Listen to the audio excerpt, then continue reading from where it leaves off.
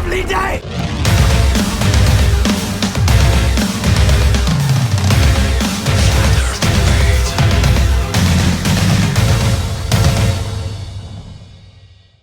Welcome to Flat Earth Debate Uncut and After Show. I'm your host Nathan Oakley, and if you are new to this channel, or you've not done so already, then be sure to subscribe and hit the bell notification icon to keep up to date with the Flat Earth Debate. If you'd like to support the channel, there is a super chat that runs alongside each of these shows while they premiere. There's also a PayPal, Patreon and crypto link in the info box below the video. Speaking of Patreon, I'm going to do a quick shout out to all of you who do support me on Patreon, so a massive shout out of appreciation to Abraham Mohammed, Adam, who I believe is a new Patreon, so warm welcome to Adam, Adrian Quintana, Alistair Main, Billy Highvolt, burn fat till my stomach is as flat as the earth, Chow Yun Cat, Dank, Dave Rakia Gafford, David Wayne Foster, Edwin Johnson, Owen Jennisons, Felix Hung, Fireball X, God Rockin, Henrik86, Jeranism, Joshua Balsimo, Kirsten Smith, Liam Nedrick, Life is Short, Matt, Missouri Bear, Nagara, Nathan Thompson, Naibai, Guitar Craig, Renee, Rob Hudson, another new Patreon, I believe. Warm welcome to you, Rob. Sally Ballis, Silver Umbrella, Skeptic936, the Flat Earth Sun, Moon and Zodiac Clock app, theflatearthchannel.com, Texas Mike, The Real Gabster, Tina Baker, Tom Herkins and Windrider. So a big shout out of appreciation to all of you who support me on Patreon, and an extra shout out to those of you who've only just joined me. So thank you very much for joining me on Patreon.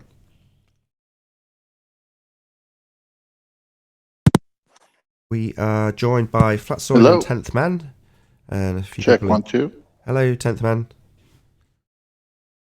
Are you listening to a video?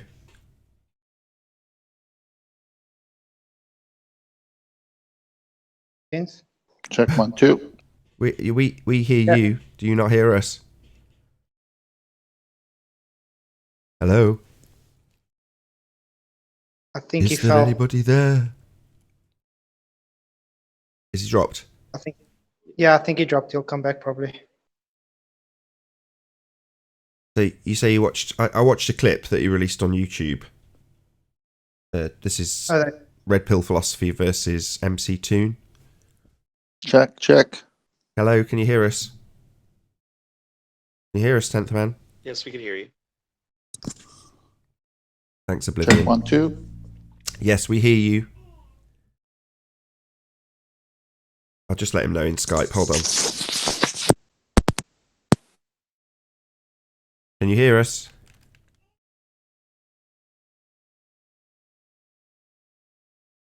I've let him know in Skype.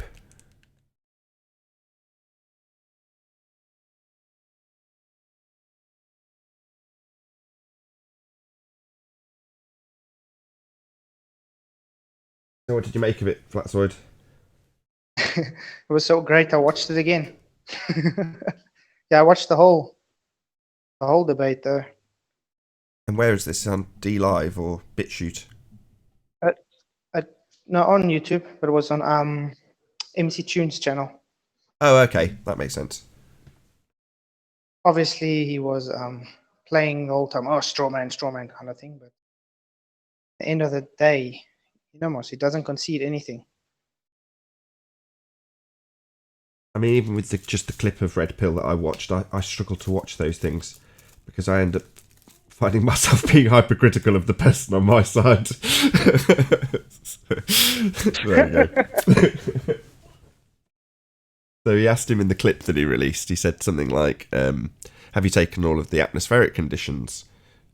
That was MC Toon's response when Red Pill Philosophy pointed Check out 1, 2. Hello, we hear you. Check 1, 2. Can you hear us? Clearly not.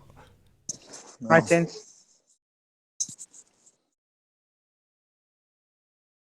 You can't hear us, so no point in pausing. Maybe you should try and go on Discord or something. He's got a mic issue. Not he can hear us, and we can hear him. He can't hear us. We can hear him. So he's got a speaker issue. We can hear you. Check 1, 2. No, Nathan. He says, "Yeah, we can hear you." Hold on. Just got to communicate via Skype. Yes.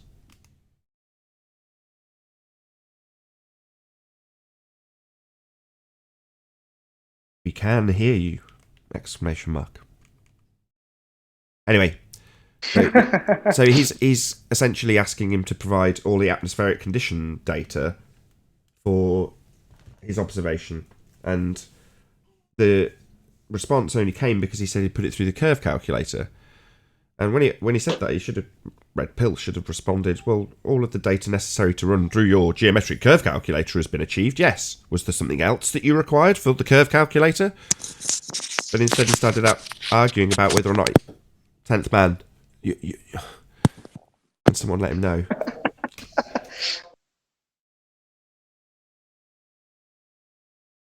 Morning, peeps. Hey, Chocolate. What's up? Oh, going well. Just 10th is struggling to hear us, so.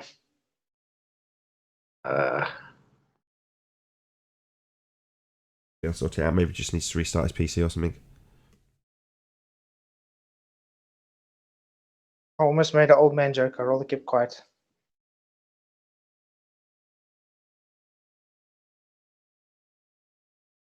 Got myself on you. I did too, almost. Did to what? Make an old man joke.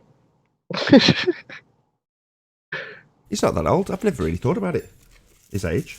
How old is he? I didn't think he was that old. Well, I don't think he's that old either, but he seems more like a older gentleman, like a grandpappy. Really? Oh, I'd never really thought of him in that way. He's well spoken and well mannered. I wouldn't say that makes him definitely. Yeah, definitely. Old fashioned isn't necessarily old. Yeah, I know. That's why it's a joke. Well, Yeah, I love Tough, man. He's like my brother. no doubt he's ace.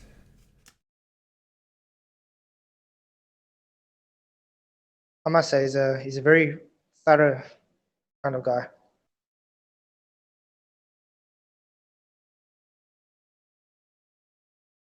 Trimmed out a couple of concise explanations for the Black Swan argument.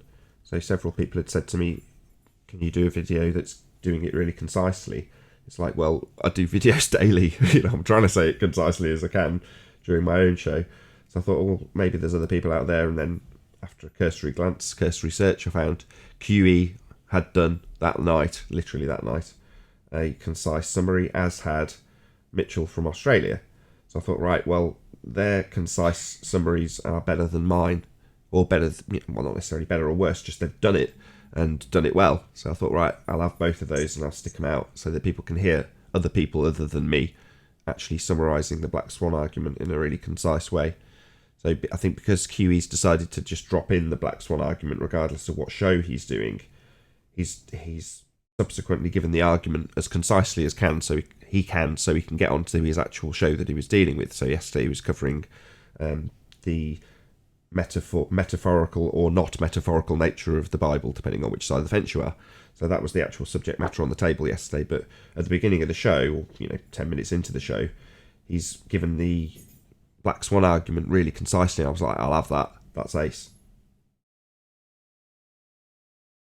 Great thing is more and more people are getting the argument as far as the flat Earth side and putting it to them. And yeah, it's good, man. These guys are on their back heels right now, and it's hilarious. Yeah. They're getting so irritated with us pushing it every day. Well, Brenda's for sure on his high heels. Oh my god. I just listened to the rest of Ranty's. Oh my god. Yo, Brenda really does need to be locked up in a rubber room with a straitjacket. Like, there's no way that person is normal. Like, Whatever gave you the thought that he was normal? I never did, but it's like every time I hear him talk, it's worse. Yep, it is bad. Well, QE did a great thing when he said a few shows ago, everyone, this isn't mine. Go run with it. Go take the Black Swan to everywhere. So it was great to see Mitchell do that. Yeah. I like Mitchell.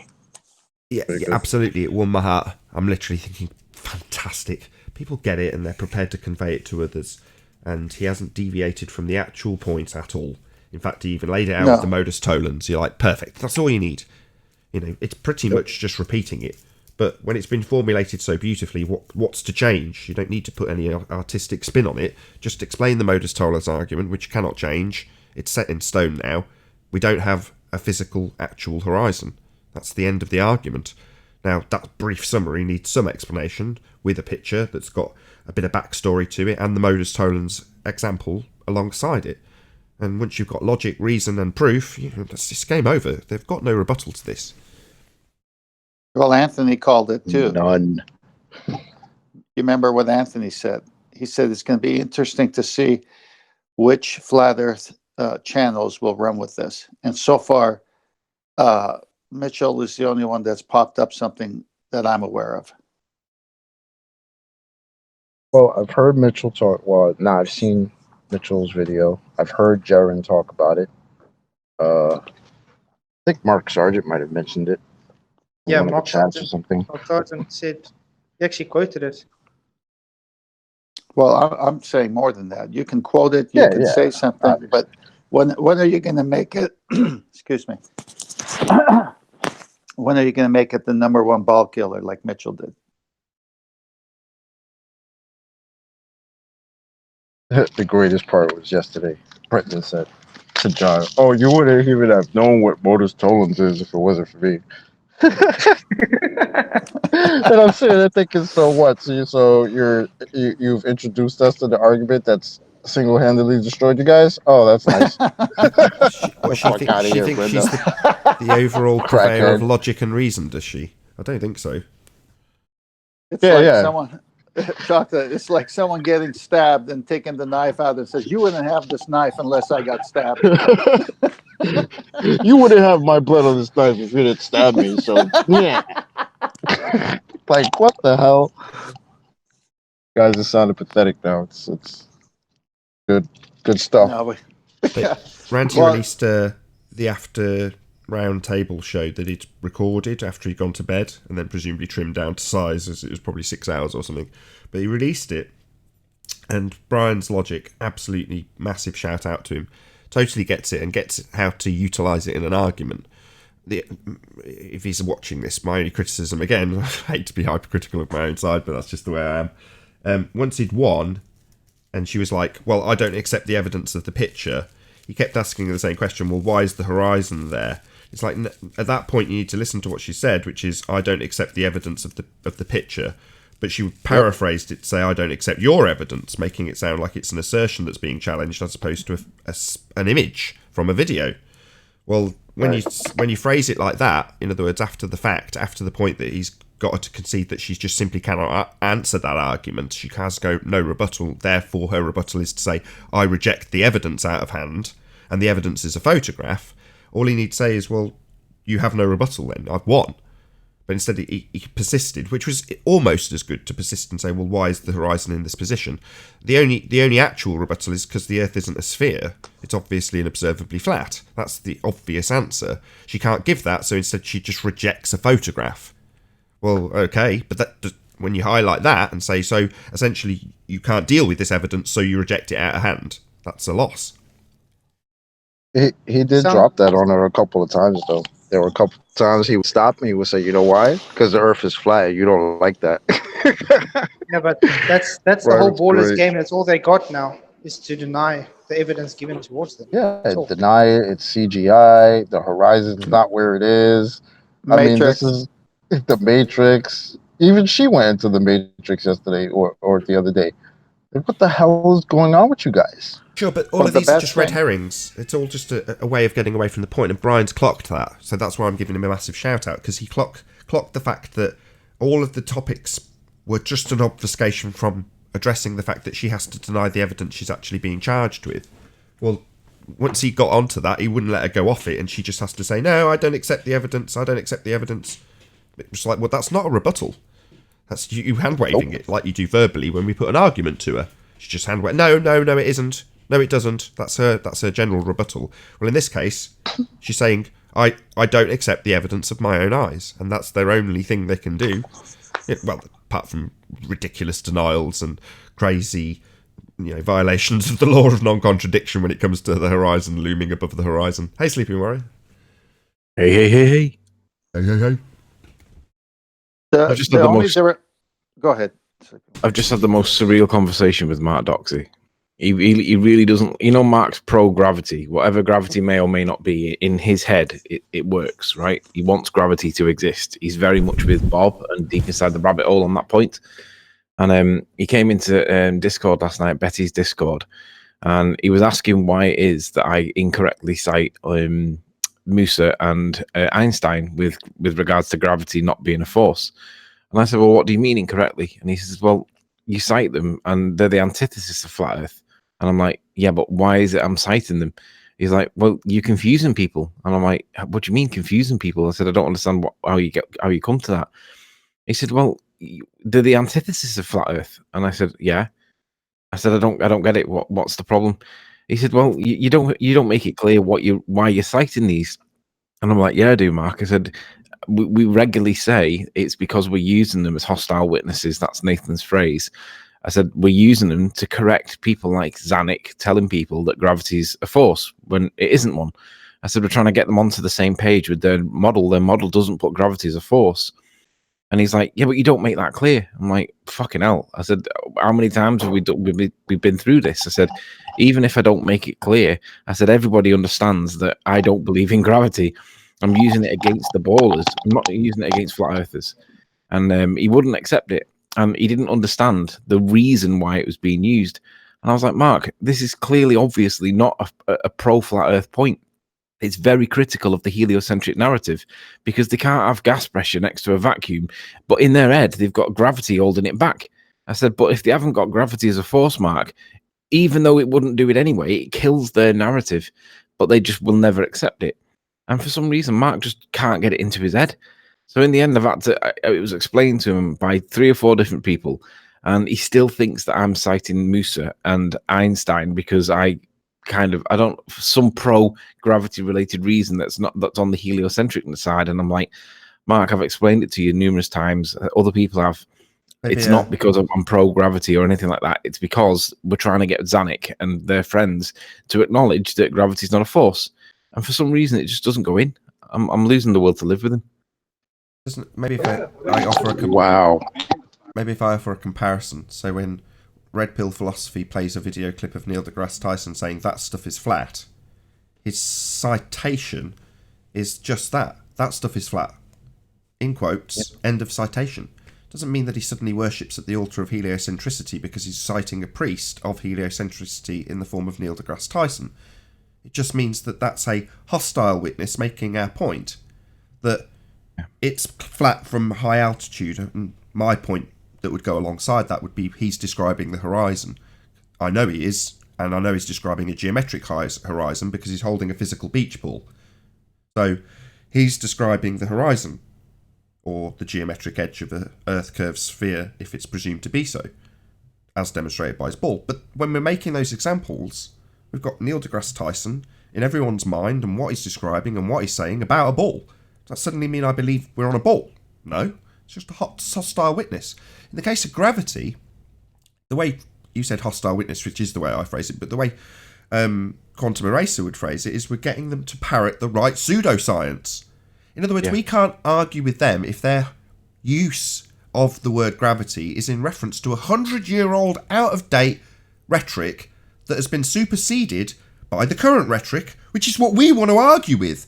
So we first have to get our opponent to accept, in the first instance, the current pseudoscience, not our position, their position that they hold incorrectly with a 100-year progression in their mind of pseudoscience in the form of Einstein. Well, for us to debunk their claim of gravity, we've got to be on the same page about what pseudoscience we're actually fighting against.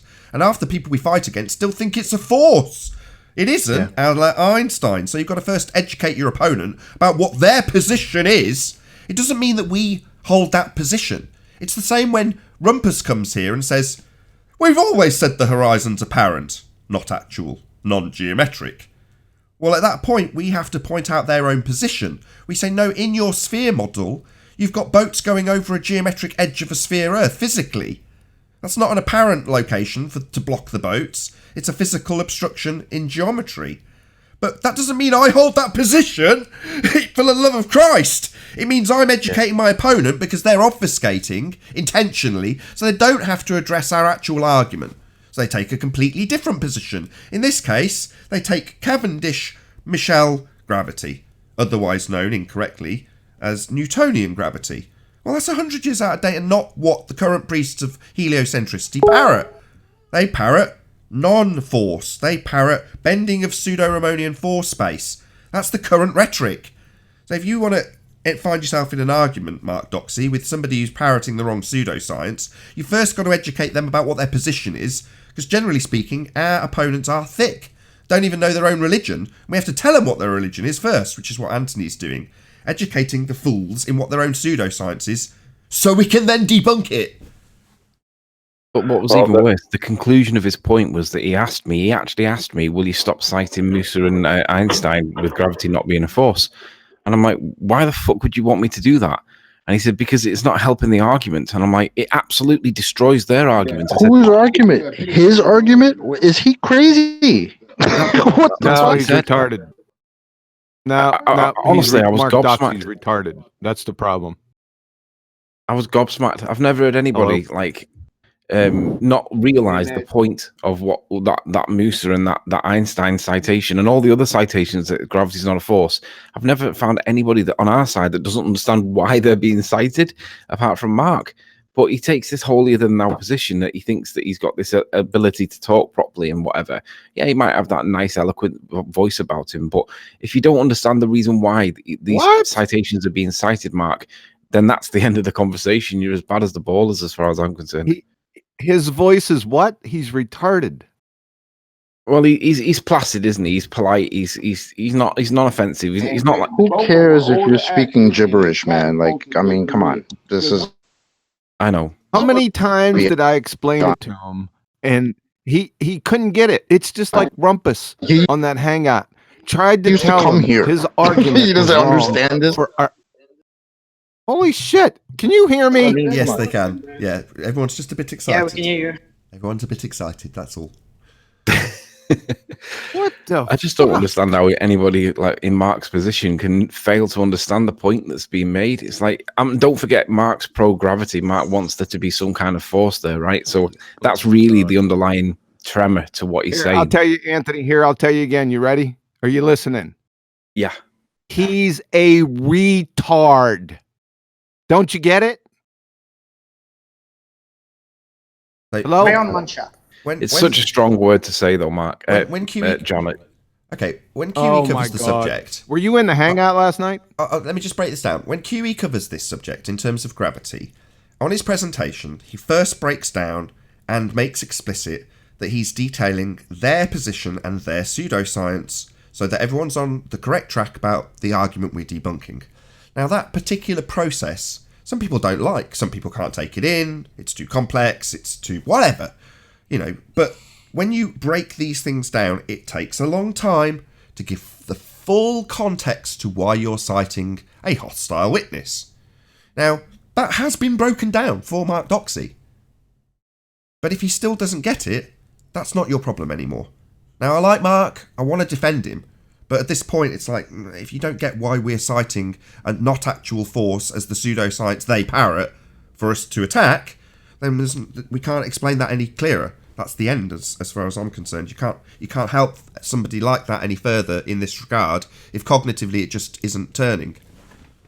Yeah. Excuse me, who's Mark Doxey? He's a very nice chap from Ireland. He's made plenty of observations. Some of his pictures even go up on the other B-roll that I have rolling on the Hangout. So he's a good guy. He just believes in gravity. Okay, and so he's a flat earther. And he's a retard. I wouldn't go that far. That's stupid. Who can't Ether. Hang on. I wouldn't go that far. He's a flat. He's got cognitive dissonance because he believes in gravity. That doesn't make him a retard.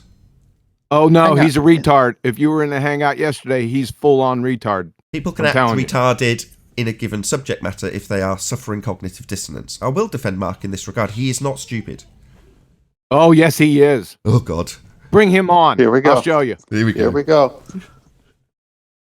Bring him on. I'll show you in less than a minute that he's retarded. Well, maybe Where's not Carmen San Diego? I think it's more, to be fair, John, I think it is more cognitive dissonance. I think he realizes that there is no gravity, but he doesn't want to accept it. I don't think he's retarded. I think that's the wrong word. Prove it. Prove he's not retarded. I don't know. I'll perform a series of psychological evaluations on the man immediately. Define Go listen to retarded. the hangout. Define Go retarded. listen to. Hold on. Oh my God! Shut up for a fucking second. Don't Go talk to listen 10th man like that. to the How dare you? hangout. Oh my God. Never mind. Go ahead. I was winding you up. You happened to pick the moment to tell someone to shut the fuck up when it was 10th man, the nicest person on the panel presently. But there we go. Oh, sorry, 10th. It's all right. Just a retarded moment for a second, I think. Like I was saying, go to the hangout on Jose, another retard's channel, and listen to them discuss when they first discussed the Black Swan, where Rumpus tried to tell Mark that his argument, he misunderstood the Black Swan argument, which Rumpus hardly understood himself, and tried to tell him very, how would I say, in few words, and that's surprising for Rumpus, how wrong he was for 90 fucking minutes. And he still repeated, Mark Doxey still repeated his same argument. The guy's retarded, man. Go do it. Go listen to it. He's a retard. Yeah, I heard some of that. It was pretty bad. I think that his real problem is that because he's pro-gravity of whatever he defines. Because remember when he came on Nathan's, he said, I know gravity exists. And I said, well, how do you know that? And he said, because I can feel it. I mean, that's his level of evidence, right? He perceives it, and therefore he thinks that it's real. And he's never been able to break out on that. Hang on, Sleeping Warrior. Now I agree that he's a retard. How do you feel gravity? No. God knows. No. That's where I completely disagree. So there's your answer in this instance. Not because he's mentally retarded. He's not held back mentally. But in this particular capacity, saying he feels it. Well, that makes it a force. And you are specifically saying, no, it isn't, according to the current rhetoric. And he's saying, yeah, it is, according to mine. That's the actual argument that's happening. So he's experiencing it then? According to him. Yeah, he thinks it's there. No. Well, hang on. He feels gravity. Wait a second. Hang on. How many times, Tony, last night did I tell him that we were trying to get the ballers to recognize their own pseudoscience? That's the only reason why we are using Einstein, George Musser, all the quote scientists against Newton. How many times did I explain that to him? How many times did I tell him? How many presentations have I done against Einstein, tearing him apart step by step? How many times did I tell him that?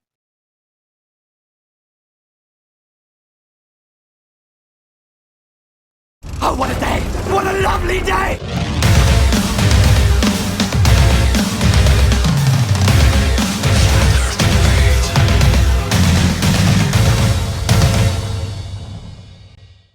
Welcome to Flat Earth Debate Live. I'm your host, Nathan Oakley, and if you are new to this channel, or you've not done so already, how dare you, then be sure to subscribe and hit the bell notification icon to keep up to date with the Flat Earth Debate. There's also a join button if you'd like to become a Nathan Oakley 1980 channel member. If you'd like to support the channel, there is a super chat that runs alongside each of these shows while they are live. There's also a PayPal, Patreon, and crypto link in the info box below the video. Most importantly, if you'd like to join the discussion right here, right now, simply click the link in the info box below this video to join the panel and express your views on the nature of Earth. If you do join, please don't swear. If you do, you'll be ejected, and if you are, please don't try to rejoin the stream using sock accounts. You'll be warmly welcome back on the next stream. Please also share the show on social media. Sharing the show obviously increases the live audience, but this in turn increases the chances of a more diverse panel. So please share the show on Facebook and Twitter. And one last time, if you're new to the channel or you've not done so already, then be sure to subscribe and hit the bell notification icon and join button to keep up to date with the Flat Earth debate. Now we are joined by Sleeping Warrior, Paul Hall, Flatzoid, Chocolate Sane, 10th Man and QE, along with a whole bunch of people in Discord. So welcome one and all. Yo, yo, yo. Hello. Good afternoon. morning. Good morning.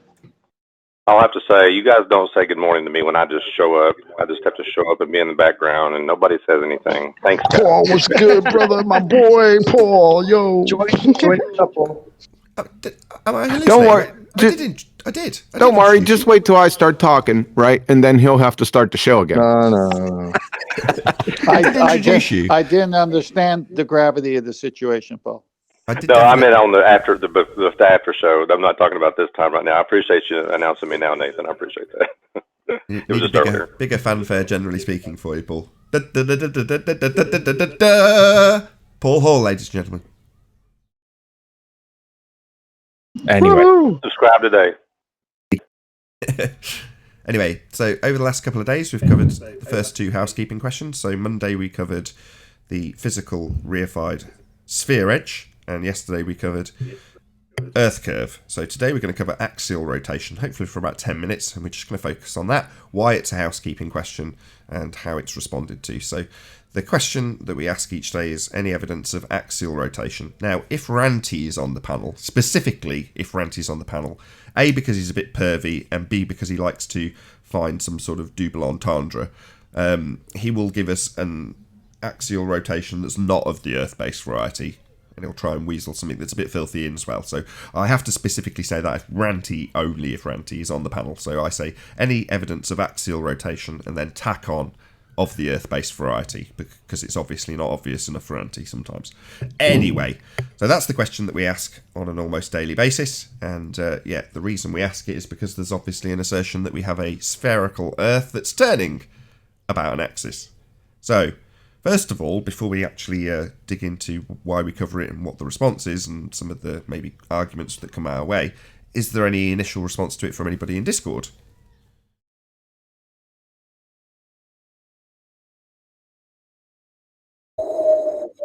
Tumbleweeds, yeah. Okay, so the axial rotation argument generally comes with an assertion of a Coriolis deviation or a Coriolis effect. Now, Coriolis, first and foremost, is a real effect. It can be easily observed if you are on a spinning, non-inertial reference frame, that would be a roundabout, and you toss a ball up in the air. Quite simply put, as you toss the air in the ball, it flies off seemingly behind you.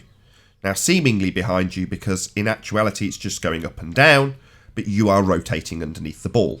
Now, the seeming to fly off behind you is what is specifically labelled as a Coriolis deviation.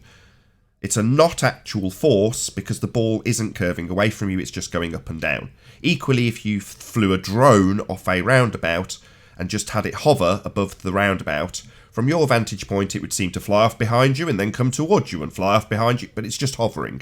So it's not an actual force, it's not an actual deviation. If a drone is hovering above a roundabout, it just seems to move because you're rotating underneath. Now, that principle is alleged to occur on Earth, and the examples we are given are that sniper rifles bullets are deviating because Earth rotates underneath, and a ball will go through a goal when kicked because Earth rotates underneath. In other words, you have two separate reference frames. One is assumed to be Earth as a non-inertial spinning reference frame.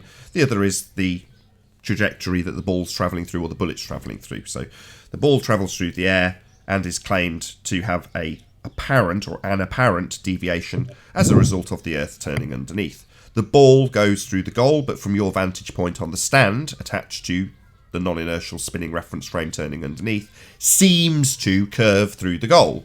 Now, in reality, to all intents and purposes, the ball's travelling in a straight line, you're rotating underneath, so it seems like the ball's curved, but in fact, it's actually the goalposts moving to bring the goalpost in front of the ball. That's what's claimed to happen on a rotating sphere Earth.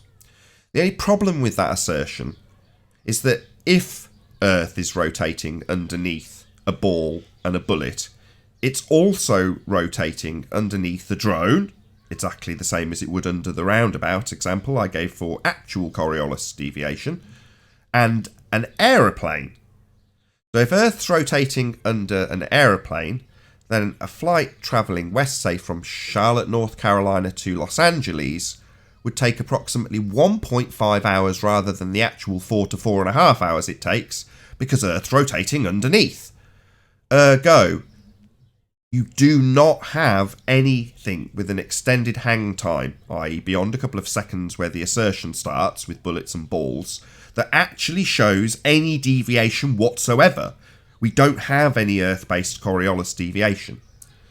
So just to round this out, the assertions for Coriolis can get more complicated and even seemingly scientific, with things like pendulums and gyroscopes, both of which are claimed to demonstrate said Coriolis deviation, i.e. you release a pendulum and it knocks over the dominoes, not because the pendulum's doing anything other than swinging back and forth, but the claim is Earth rotates underneath. Same goes for any variant of the gyroscope example. So you have a gyroscope in its reference frame spinning, but seems to deviate by whatever, 15 degrees an hour in the gimbal because Earth's rotating underneath. Again, claiming to demonstrate two separate reference frames that would necessitate shorter durations of flights if you were travelling west, or fighting Earth turn rotation speed when travelling east. None of which we actually experience. Very simply debunked with a drone, you push it up, and like on the roundabout example, you'd expect it to seem to drift away from you, because it's in its reference frame, the inertial reference frame, you are on a claimed to be spinning reference frame of an Earth with an axis. Well, if that's the case, the drone would simply drift away from you. It doesn't, because we do not have any Earth-based Coriolis deviation. Earth is not turning. So anything anybody wants to add in regards to Earth-based rotation? I have a question. They can't have the Coriolis argument unless they can demonstrate Earth turn first, because otherwise it's all based on the idea that Earth's turning. But we need to prove that the Earth is turning first. Then we can argue about whether or not there's Coriolis. So for me, it's a really quick conversation. It stops there. I'm done. I have a question relating to that. Well, a lot of times when we've heard this argument, we'll ask questions, for example, a helicopter is hovering and why is the Earth not spinning underneath it? And a lot of times what we get are reasonings behind why we don't see this Coriolis force that we're supposed to see, right? Because that's usually their argument. So why do they argue that we don't see what they're arguing that we should see? Because it makes it seem like they have an argument. So rather than arguing for their positive assertion that we have an Earth that turns, they argue for a justification why we don't have Coriolis effect. So it seems like they're having a legitimate argument that involves the assumption, during that very said argument, that Earth is rotating. So when they're arguing about the conservation of angular momentum, or the conservation of the force that the Earth would put on an object that's turning on it, and that object retaining that energy when it leaves the reference frame. Ergo, it's not leaving the reference frame and not demonstrating Coriolis effect. It's remaining in the same reference frame. Well, that argument involves arguing about how Coriolis would or wouldn't work rather than arguing about Earth turn, but their argument starts with the presupposition that during this example where something is not deviating, it's not deviating with the assumption that it's still turning with an Earth that's turning. So they get to beg the question. They get to argue about Earth turning with the atmosphere, ergo Earth turning in their argument, but justify why it isn't having Coriolis deviation, the very starting point for this argument. So they just get to beg the question when they do so, that's all. Yeah, they just want to sound like they know what they're talking about. Yep. Hey, Arwin. Hello. We're discussing the finer details of the Coriolis housekeeping question, if you will. Any evidence of axial rotation of the Earth-based variety? Anything to add, Arwin? If not, we're going to round this out right here. Well, there is no Coriolis effect because the atmosphere moves lockstep with the presupposed rotating globe Earth, and that is proof that the Earth is spinning. Thank you for including the word presupposed in there. So yes, thank you for making my point clearer. Excellent. So Arwin plays devil's advocate, but an honest devil's advocate, because he disclosed the fact that the presupposition of an Earth that's turning would be in the example where Earth and atmosphere turn as one, violating the first law of thermodynamics. Nevertheless, thanks, Arwin. So Nathan? Well, that can't be true, because don't we have winds that go in all different directions? That's correct. That's correct, And Chocolate. there's no way that gas can attach itself to the Earth, right? That's correct. Gas is unbonded. Tornadoes. Tornadoes are proof of Coriolis effect, even though the atmosphere moves in lockstep with the presupposed sphere Earth. Makes so much sense. It doesn't, but they just need the end bit. They just need the, so long as it's presupposed to be spinning in the argument. Even if they lose the argument, you've still got the presupposition in play that you've accepted to have the argument in the first instance. So if I start arguing that by taking off in a helicopter and retaining the velocity of the Earth that turns underneath in the presupposition, it would violate the first law of thermodynamics, because it would have to increase its velocity as it raised in altitude, because the circumference it travels would be increased. So it's got to gain energy. No. Violation of the first law of thermodynamics. So that would debunk their argument. But to have that argument, I'm now arguing about a first law of thermodynamics in a presupposition of an Earth that turns. So essentially they've won, even though I win my point with a natural law, because the assumption is still standing true in the argument that the Earth is turning. So if anybody starts arguing for why we don't have Coriolis effect, understand that within that argument, you must, us the flat earthers must, accept the presupposition that you're going to be having an Earth that turns, and why the effect they claim on a turning Earth will or will not work. Well, for the majority of that argument, most people in the audience are just hearing about how Earth is turning. And that's the whole point of doing it that way. There's no conclusions drawn at the end of the argument. It's an obfuscation tactic that's debunked by, I think it was Chocolate. No, maybe it's Flat Sword. I can't remember who said it. Someone said multiple directions of surface winds. Instantly debunks that. No, it was Chocolate, along with the fact that gas is unbonded. You can't Velcro gas to the Earth's surface to drag it along. It's completely unbonded. That's what makes gas gas.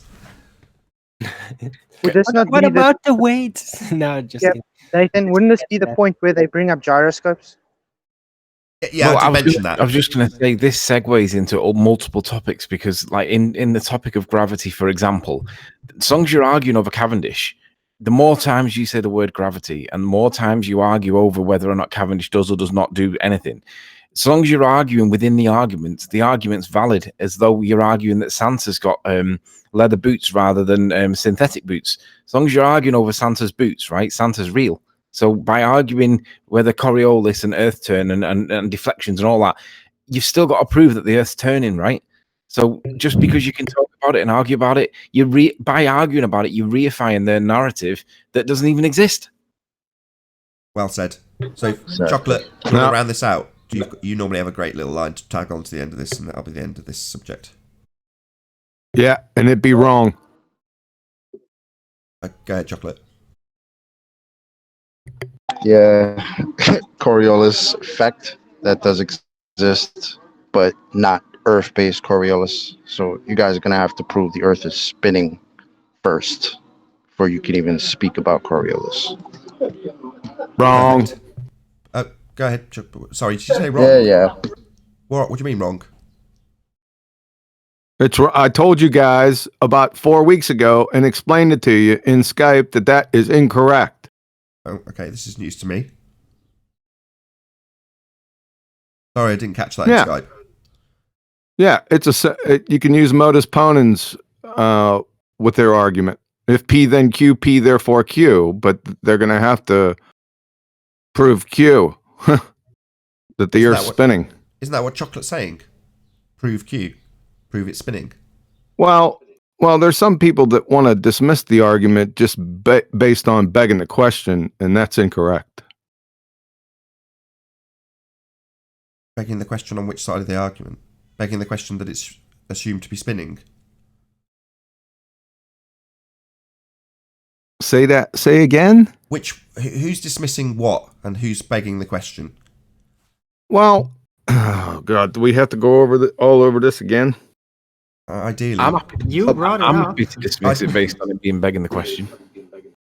Yeah, yeah. But it's only Anthony. You go ahead. I think he's saying, if I'm right, Kiwi, that you can just say begging the question, or just say, here, let me show you through modus ponens. Aren't you saying they don't accept the first one, but the second one's stronger? It's a modus ponens argument. If P then Q, P therefore Q. Right? If the Earth is spinning, then we will observe the Coriolis effect. Right? Correct. That's why I said first prove Earth turn. I see. Well, they're going to try to prove that through Earth-based Coriolis. But when they do, they disprove it by saying that the atmosphere moves in lockstep. So they're always going to end up opposing their own argument, basically. Yeah, they don't end up with modus ponens. They end up with affirming the consequent. That's what they usually end up with. Okay. No, I do see your point. Let me take I'm going to take a closer look at it. No, but I do see your point. If you can assert that the necessity to have the Coriolis effect, which is precisely why they argue about the lack thereof, rather than the necessity to have it. Well, if you can point out that an Earth that's spinning would necessitate a Coriolis effect, but we don't have one, and then point out that where we don't have one, drones and planes, the things that would display the most Coriolis effect of anything, because they're in the air for the longest. Well, if you then debunk that, then you don't have the Q. You don't have the Earth that's spinning in the most. Hold on a second. Hold on a second. You could turn it. If P then Q, P therefore Q. If we have Earth-based Coriolis, then the Earth is spinning. P, Earth-based Coriolis, therefore Q, Earth is spinning. That's valid. Yeah, that's valid if we have Earth-based Coriolis. But by demonstrating... That's right. Yeah, but then you have to debunk the assertion that you have Earth-based Coriolis, which is where... That's my argument. Yeah, and I'm agreeing with you now. I'm saying that by asserting... Okay. Well, you gave this to me ages ago when I didn't fully understand it, before I went on Globebusters, and you explained, rather than taking it on the demonstration they made, Globebusters or FE Core with the fibre optic gyro, just use a different, similar example, i.e. a pendulum, but essentially debunk the notion with their claim. So their modus ponens comes with, if we have a Coriolis deviation, then Earth spinning. We have Coriolis deviation in the form of a pendulum or gyroscope, therefore Earth is spinning. But if you then prove that their claim in the form of the gyro or in the form of the pendulum does not demonstrate Coriolis effect because you'd have shortened flight times, you've destroyed their P, therefore not Q anymore, therefore not spinning. Because at that point, it's switched on its head. You must have a Coriolis deviation if Earth is spinning, and you do not. So I'm backing you rather than it seems lazy to just say, no, you're begging the question that Earth spins. Well, no, they're not begging the question because they're claiming to have a demonstration of it. Yes, correct. I understand now. Sorry, Chocolate, you're useless to me. You're dead to me. Get out. And Anthony. Yeah, Chocolate, you've gone all brittle. Nah, Anthony was behind. He was the power behind the throne with that. Who? Anthony? Yeah, he started it. Well, don't argue Coriolis effect. It's begging the question. Nah. And then he got Chocolate on board. Well, he got Chocolate on board that crazy train. I don't. Tony's always accidentally playing devil's advocate. Sometimes I wonder if he even realizes that he's doing that. Shout out to Chocolate. He has a motive behind it because he don't want to talk about Coriolis. He wants to talk about begging the question gravity. Oh, right. Now that's begging the question. Yeah, it doesn't change my position on Coriolis though. You still got to prove that the Earth's spinning to argue for Coriolis. I can prove it. I've got a pendulum. Hold on. Let's just run this through its course. I can prove it with a pendulum. Listen, again, I have no problems with arguing Coriolis. Well, let's do it. Again, when it gets to the end and we say demonstrate it, we get crickets. No. So I feel it seems I'm falling on deaf ears. I can demonstrate it. I'm Johnny Globehead. I have a pendulum. Not only that, Bob from Globebusters has proven it. So what are you talking about, crickets? No crickets. One of your own's proven it, says Johnny Globehead. Where are you going to go now? What are you going to do now? All right, Johnny Globehead. Well, what are you going to do? What are you going to do? What Xanax said. You never leave the reference frame. Hold on. Yeah, because we have infinite reference frames now, right? I just want the Twin Towers. Just Anthony and Chocolate. Come on, what are you going to do now? I say I can prove it. I've got a fog gyro doing it for me on your side, because I'm Johnny Globehead. You're proving it for me. There's my example. It's not crickets. I do have an example. If the Earth is spinning underneath the pendulum, it's got to spin underneath everything else. And we don't see that with aircrafts, balloons, anything, helicopters, nothing. So what do you got? Perfect. That's it. That's all you need. But all that proves, Chocolate, is that it's not satisfactory to just say you're begging the question. I got you. I'm still not with why it's not satisfactory to write it off with it's just begging the question and that there's nothing to discuss until you prove it. Because I still don't understand why that's rejected. Because they're not begging the question. They're formulating modus ponens. If P then Q, P therefore Q. If Earth is turning, we will observe Coriolis effect. We observe Coriolis effect in the form of a fog gyro. Or fibre optic gyro. The gyro bit was redundant. Nevertheless, therefore, Earth spinning. That's not begging the question fallacy. That's a claim to be modus ponens logical proof. Yeah, but they're not demonstrating that the turn is what's called fog gyro to do what it's doing. Fog gyro is double. It's fog drift. Hold on. Says you. Gyro is in the I can hand wave this away, Owen. Hold on. Just let me hand wave him. Says you. Right. Not says me. Says scientific method that requires that you manipulate your independent variable. Not me. Scientific method. I didn't claim this was a scientific proof. I claimed modus ponens. It's a logical proof, not a scientific one. Correct with correlative. You're correlating. You're not proving anything. You just believe in it because it's convenient. No, I'm not. No, he's not. I like this. Johnny Globehead's a great place to be, isn't it? It's good fun if you're not stressed out about the fact you lose. So, correct me for where I'm wrong. The argument, hold on. The argument is valid. Now you have to disprove his premise. Yeah, I get it. He does have an argument, but the problem is the argument doesn't stand because if the Earth was spinning underneath the pendulum and the gyro, it would spin underneath airplanes, hot air balloons, footballs, everything. We would see shortened flights going from east to west, all of that, and we don't see any of that. Straw man.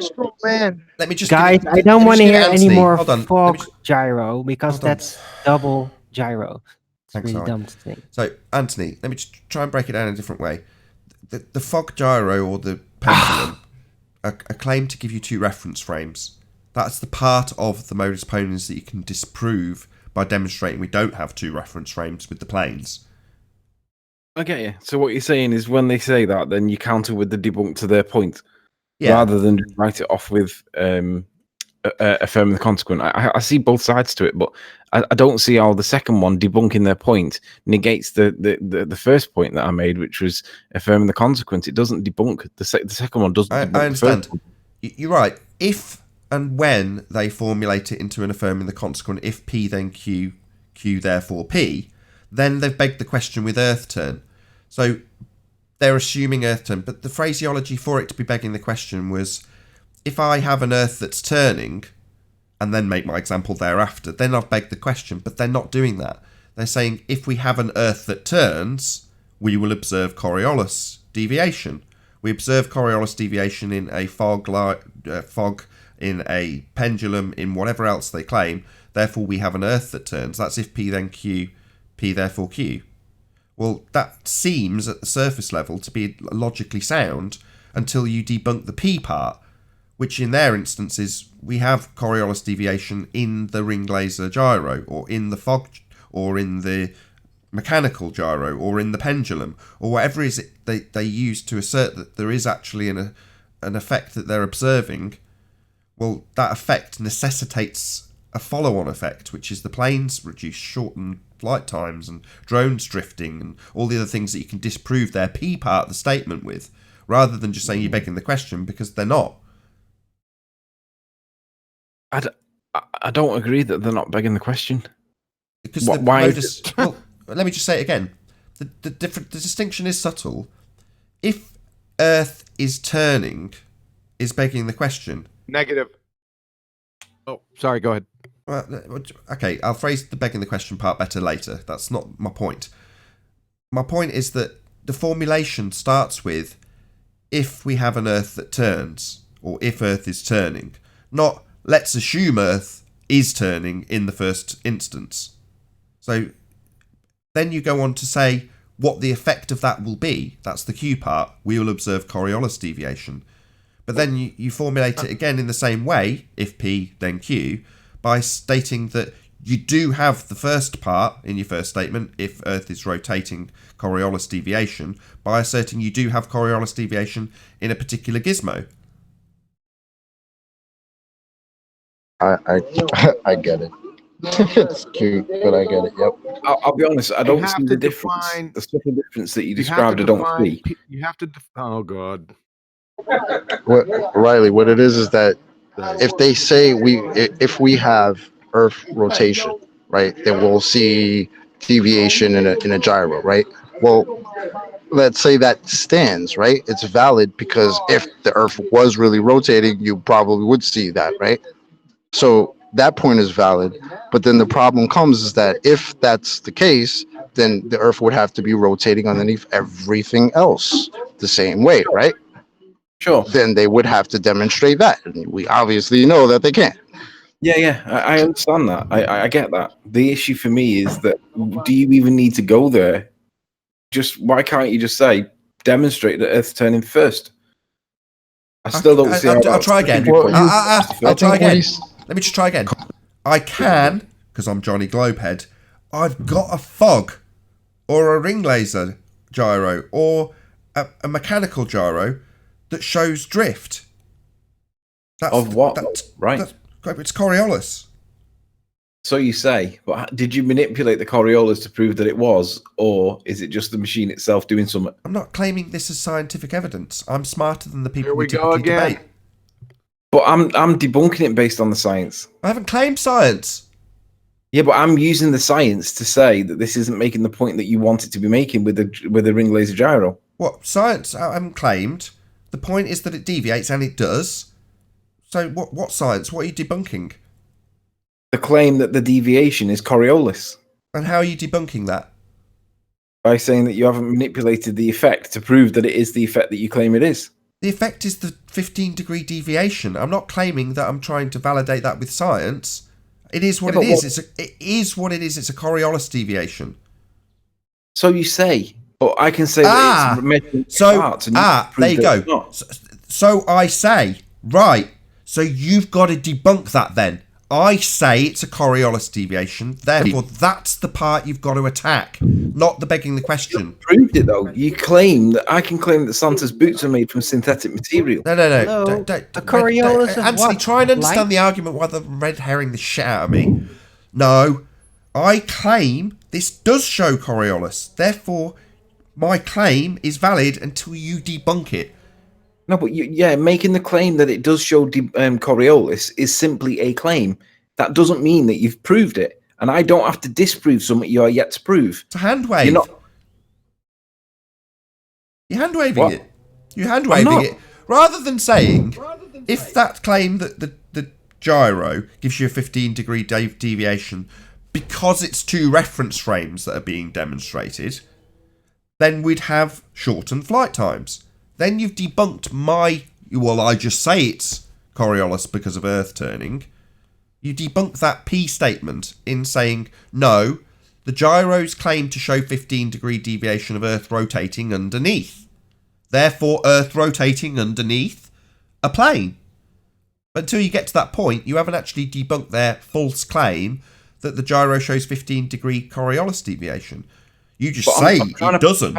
You just say it doesn't. I'm nearly there, Anthony. Be patient.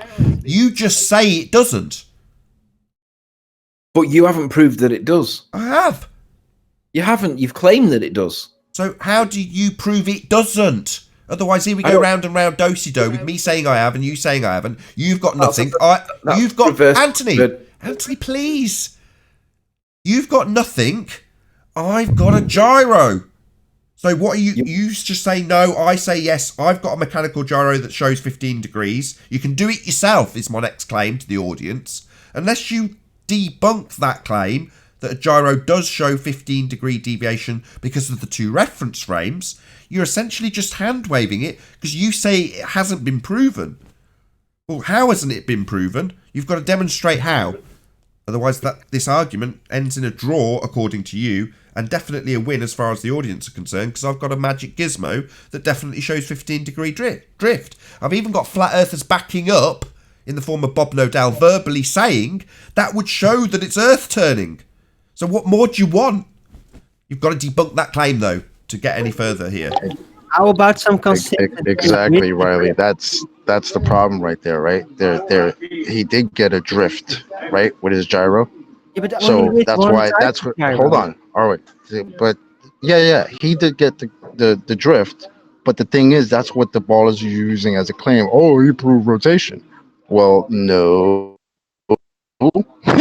Obviously, he did it because, again, the Earth would have to be rotating underneath everything else. So, can I respond to this now, or am I just going to get shut up? No, we're all done now. Go ahead, Anthony. You won't be interrupted. Nobody else but Nathan, okay? Talking to Nathan, not Arwin. Nobody else. Not John. Just because Nathan claims that a gyro does summit, and I point out that it's a claim only, it isn't proof. For you to then claim I've got to debunk that means that you're reversing the burden of proof. The requirement is proof. So for you to want me to debunk your claim, no. You're just saying that so you can get your argument in. That doesn't mean that you've proven that the gyro is proof of Coriolis. So you can kill it your way if you want to. I'd rather kill it using the scientific method. No problem. Now, no problem. I can. Because if the Earth wasn't rotating underneath exactly what it shows, then it wouldn't drift. It would just be stationary. It wouldn't move in its gimbal. Else might be drifting and affecting the instrument. Well, that's just an ad hoc explanation as far as I'm concerned, unless you debunk my claim.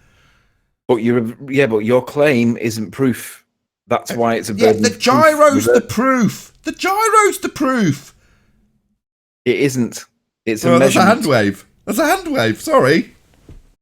So then, if that's a hand wave, you can't dismiss ballers when they make any claim, because they can make any claim, and then when we say that's not science, that would mean, according to your standard that you've just applied, that it's a hand wave dismissal. Only if they've claimed it to be science in the first instance. You have to be careful. You can't start just asking people for their independent variable if they haven't claimed something science. And now you're conflating the word claim with proof.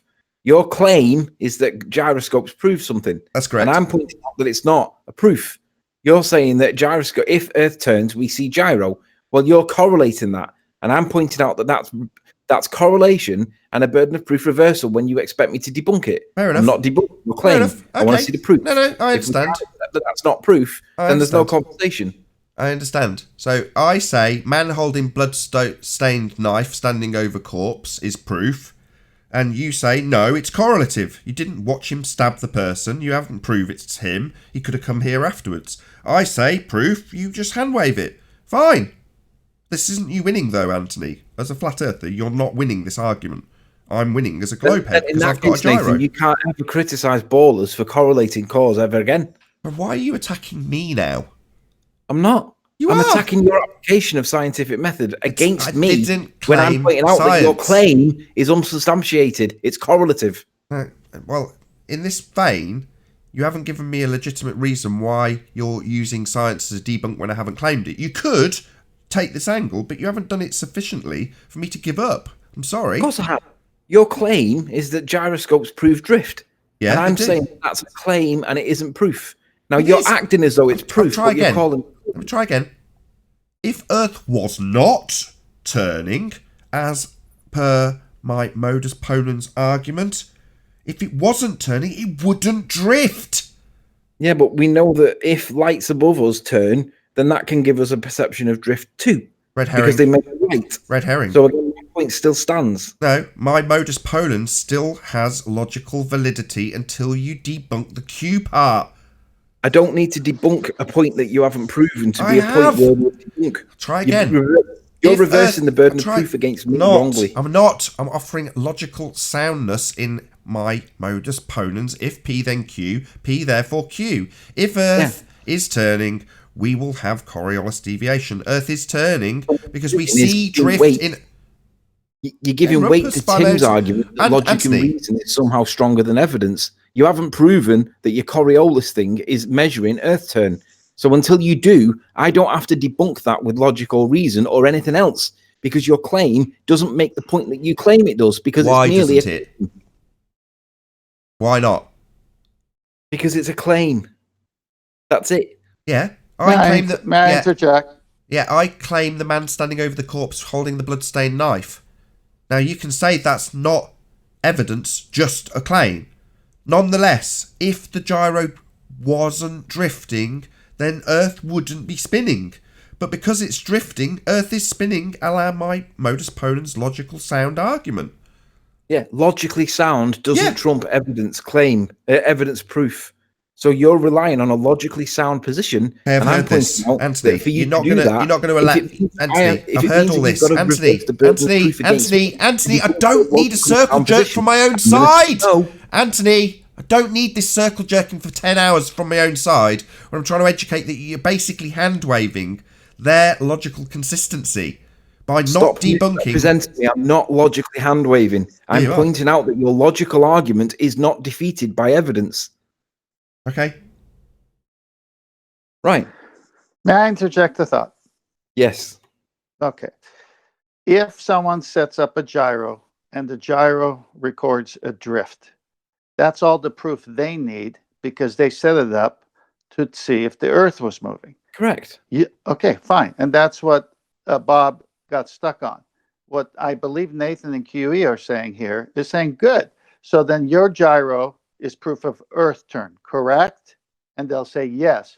Well, then, if Earth turns, then everything else would have this effect that's above the Earth turning, i.e. helicopter, everything else. So you kill the argument. Not quite.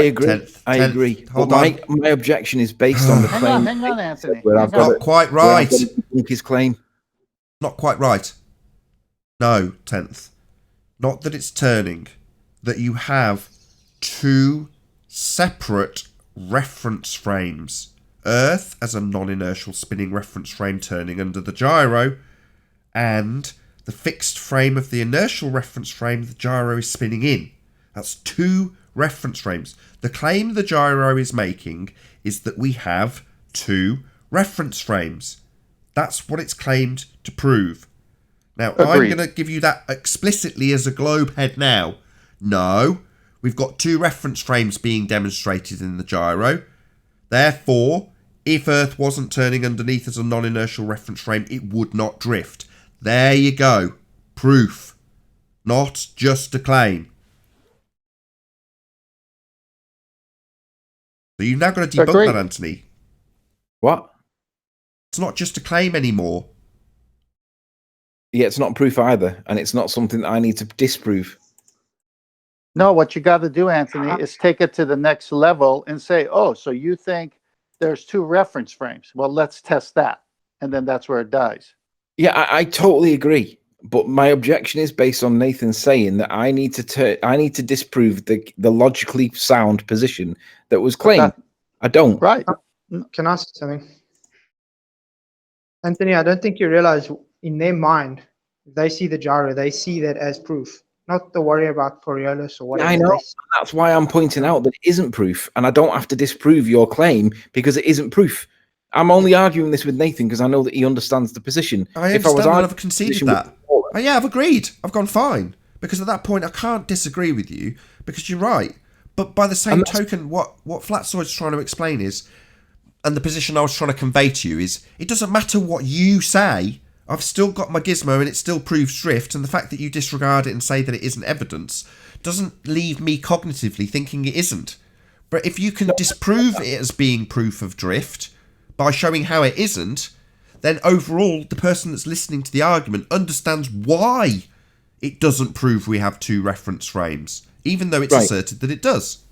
All right, let me address this, right? So what's happening now is, because we're playing devil's advocate against each other, I'm having to treat Nathan as though he's Zanuck, right? And he's not. He's Nathan. So because Nathan is Nathan, I know that Nathan understands this argument, but I know that Zanuck doesn't. So if I was to, if it was really Zanuck that I was arguing, I would have to argue the opposing position, which is the one that if what you say is true, planes therefore don't do what they do, right? And I get that, you're right. But that's because it would be against Zanuck, for example. But because it's Nathan, and I'm like, it's difficult to treat Nathan as Zanuck when I know he's not Zanuck. So it's difficult for me to act like I can't. It's hard to be treating Nathan Riley, because Nathan's not Zanuck.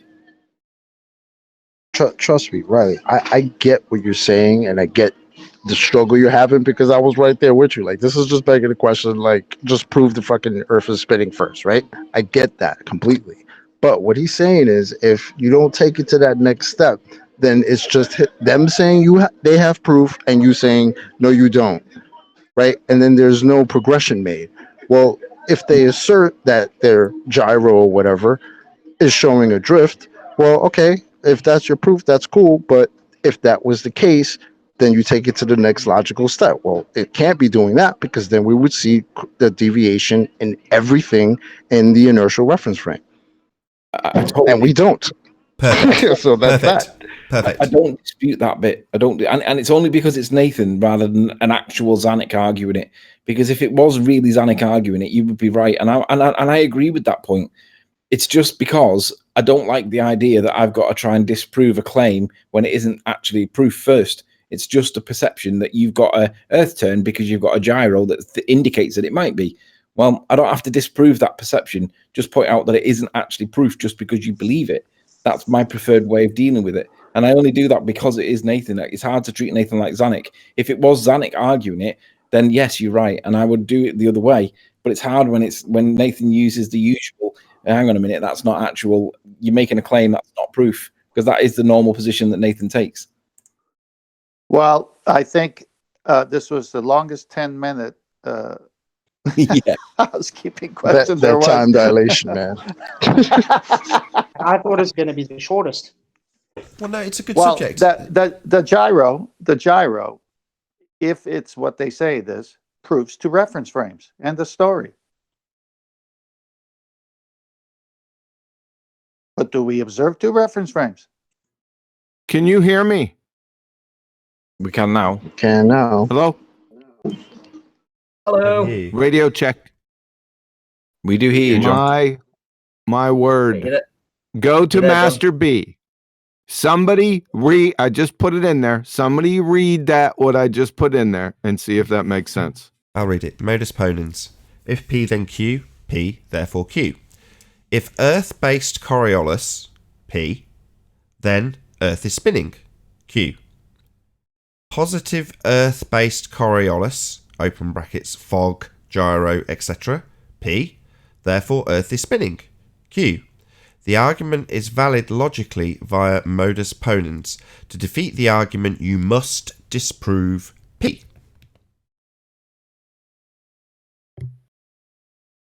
Yeah, that's it.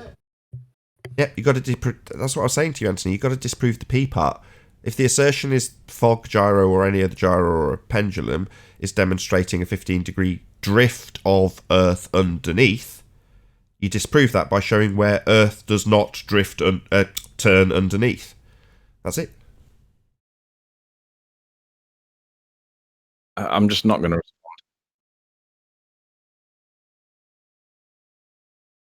respond. Okay.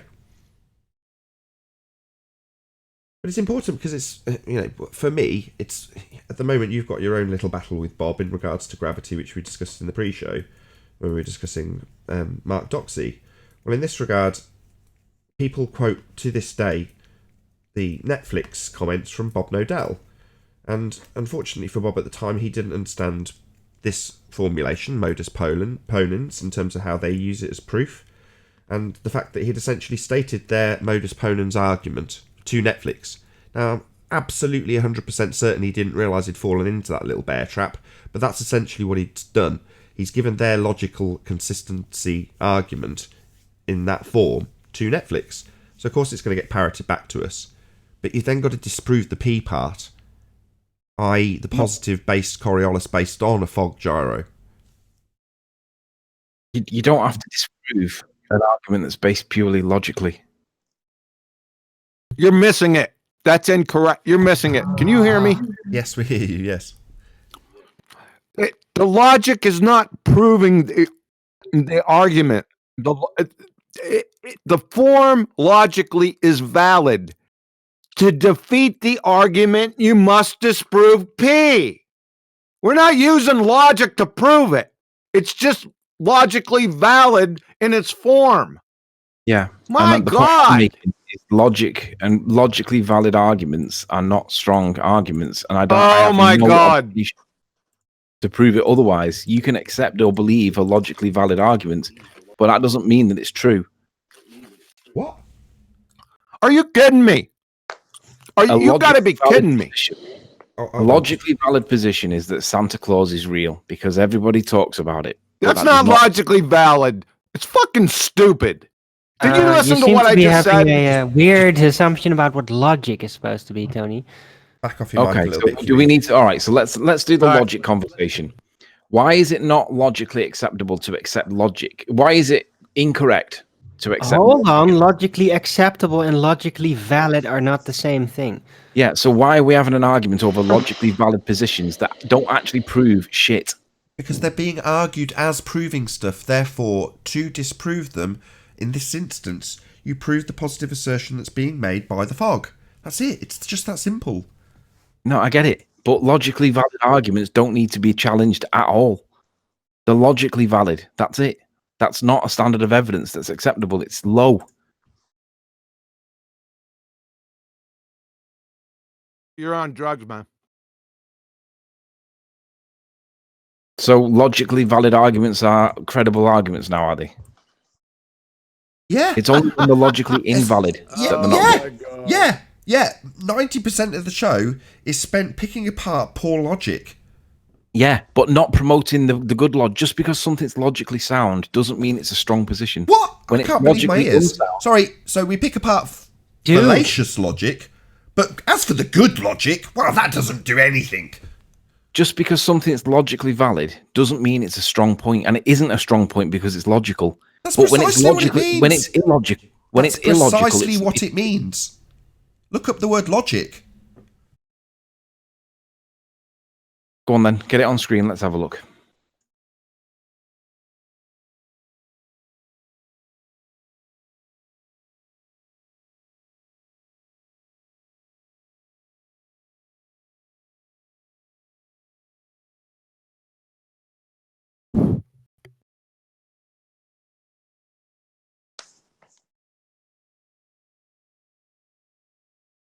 Are we getting the word logic on screen?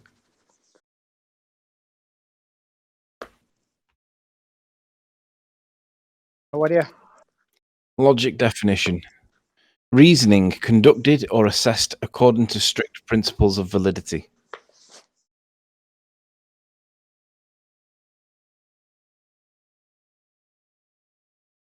Nathan? Riley, I think what they're telling you is it's not that it's a provable fact. It's just a logically valid statement. Yeah. And I'm trying to point out that logically valid statements... Then they would have to prove it afterwards. They don't. And that's where you would... A logically valid statement. If it's logically but then they're just going to sit there and say, well, this proves it, and then you just say, no, it doesn't. And then, yes, it does. No, it doesn't. Yes, it does. No, it doesn't. No, because the minute you say it proves it, then you say, oh, really? How did it prove it? And then if it's based on logic, it's not proof. No worries. Yeah, let me just try. So, without doing anything, so nothing has been done to this point, I could assert my modus ponens argument with a slight expansion, with a future tense placed on it. In other words, if a gyro remains fixed in its reference frame, then we don't have an Earth that spins. However, if it deviates, future tense, then clearly we have two reference frames, because it couldn't physically deviate when it's supposed to be fixed in space. So if it does, the reason is because the cradle it's sitting in is deviating underneath the fixed frame of the spinning gyro. So that's my claim that I'm going to go and validate. Do you know how I'm going to go and validate it? Well, okay, just before you try and validate it, can we agree that when you make the claim, you are actually affirming the consequent? Yes, I am. That's correct, Anthony. Right. So carry on. Well, I'm going to go and validate my claim by spinning up a gyro and showing that it drifts. So therefore, I've got my logical consistency, and then I've gone forth to get my proof in the form of the gyro deviating. So at that point, to anybody who I explain it in that manner, that's pretty logically consistent and backed with evidence. And at that point, you're saying, well, no, it's not, but I'm going to hand wave it anyway because it's not good enough, it's just logic. It's logically consistent. It is not backed with evidence. It is correlative with an affirming the consequent form of logical fallacy. Normally, you would jump all over this. I don't know why you're pushing this right now, but this is not good evidence. If you think it is, and you claim that it is, okay, I'm going to claim it's not, because it doesn't prove shit. Okay, but if you're going to make a logical argument that is somehow strong, it isn't. To answer. Yes, I can answer that. Yes, normally, as Nathan, I couldn't give a shit. You're right, I can hand wave this away too. Until a very prominent member of our community goes on television and tells everybody the tenets of this modus ponens argument in detail. And then he goes forth to validate it with his gyro. Now, if that wasn't the case, I'd completely agree with you. Because that's the case, I had to sacrifice a shitload of subscribers, a shitload of income, a massive amount of my reputation for a good solid year.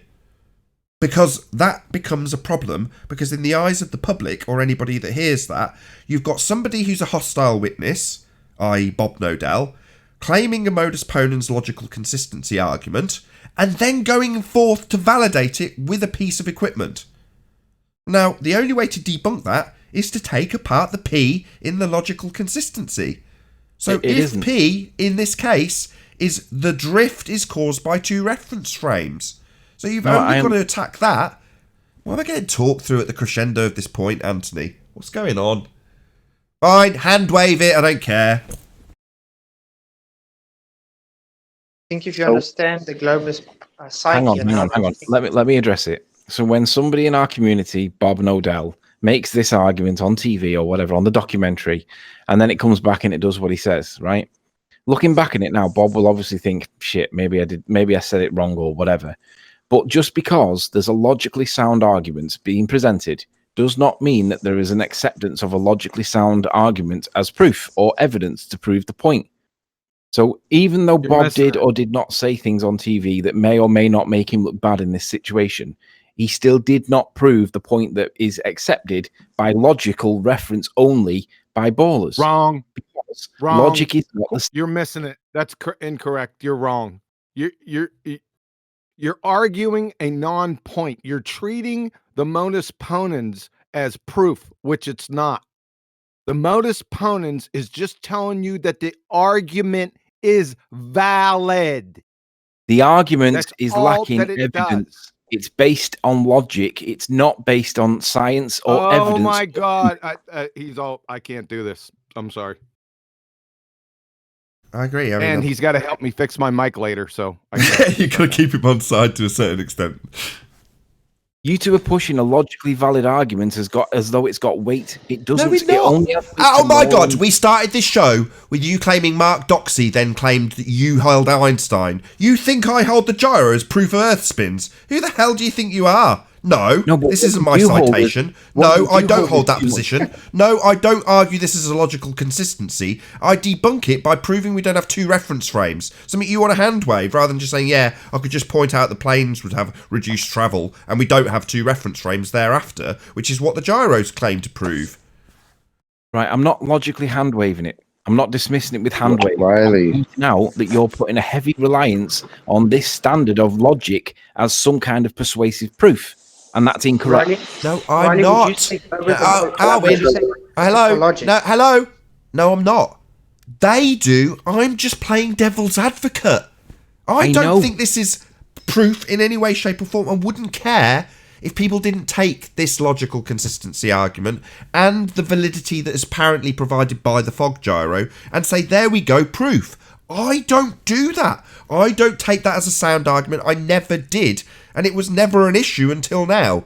But now we have it very much permeated as a logical consistency that's been claimed to be proven. And the only way to debunk it is to take apart the P in the argument. The P in the argument is positive Earth-based Coriolis, and that positive Coriolis is demonstrated in the fog gyro. So you've just got to take that apart. That's it. But it isn't the only way to deal with it. There are two ways to deal with it. You're ignoring the ultimate way. So yes, you can debunk it with the counter argument based in logic, or you can point out that it doesn't prove the point that's being claimed as proof. Or because at the end of the day, right, the gyro point is based on us believing that what you're seeing is Earth turn, right? But we know that it's either the stars turning or the Earth turning, and it's that lack of manipulation that Bob did not do that gets him out of this. No. So, sorry, what you're going to do is give us a false dichotomy as a cause for that deviation now. Rather than sticking to what they're actually claiming, you're going to give us a false dichotomy offered up by Bob. Why is it a false dichotomy? Because I only need to disprove the claim that we have two reference frames demonstrated in the gyro. I don't give a crap what causes that. Now, at this point, yeah, if I want to take it as proof for me, I'd want scientific validity, and I don't care if you're claiming it, if you now play devil's advocate for the gyro. I, on the other hand, can disprove the claim that what caused that drift was the reference frame of Earth turning underneath. I can disprove it. Stop. You just said, I can disprove it by... And then you said what you said. You're not actually disproving it. All you're doing is countering it with a logically based argument. No, I'm not. Disproving it. No. Fact. If Earth rotates under a gyro, it rotates under a plane. That's a fact. Well, how about it rotates under a fiber Arwin, what the hell? Under another gyro. Arwin. Go ahead, Anthony. How to control this? I'm just wondering why there's so much emphasis being put on arguments based on logic, and we seem to have forgotten the arguments based on science or proving cause and effect relationships. No, we haven't. I'm playing... Jesus, Arwin, you're making life hard. I'm trying to get to the end before we run out of an hour. Oh, okay, that's fine. This is the bit I need you to shut up. Yeah, finally, fucks off. Good job. Every time while I'd rumpus here and he's making a good point that I want to then chop out and say, look, here he is conceding our point, I get Arwin over the top of him. Now he's doing it to me and bloody Anthony. Tired of it. Just hold your tongue. Clearly we're having a conversation. Yeah, if you can't, bugger off. Good. So, Anthony, I don't hold that as proof. I would ask for scientific validity. This is not my argument.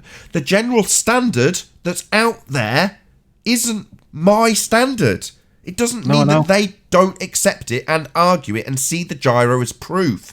And the only way to undo it is to demonstrate the antithesis of what it is claiming, as opposed to just saying it's not science. Because the people who accept it... It isn't the only way. There are two ways to deal with it. Oh, God, why? Middle of a sentence.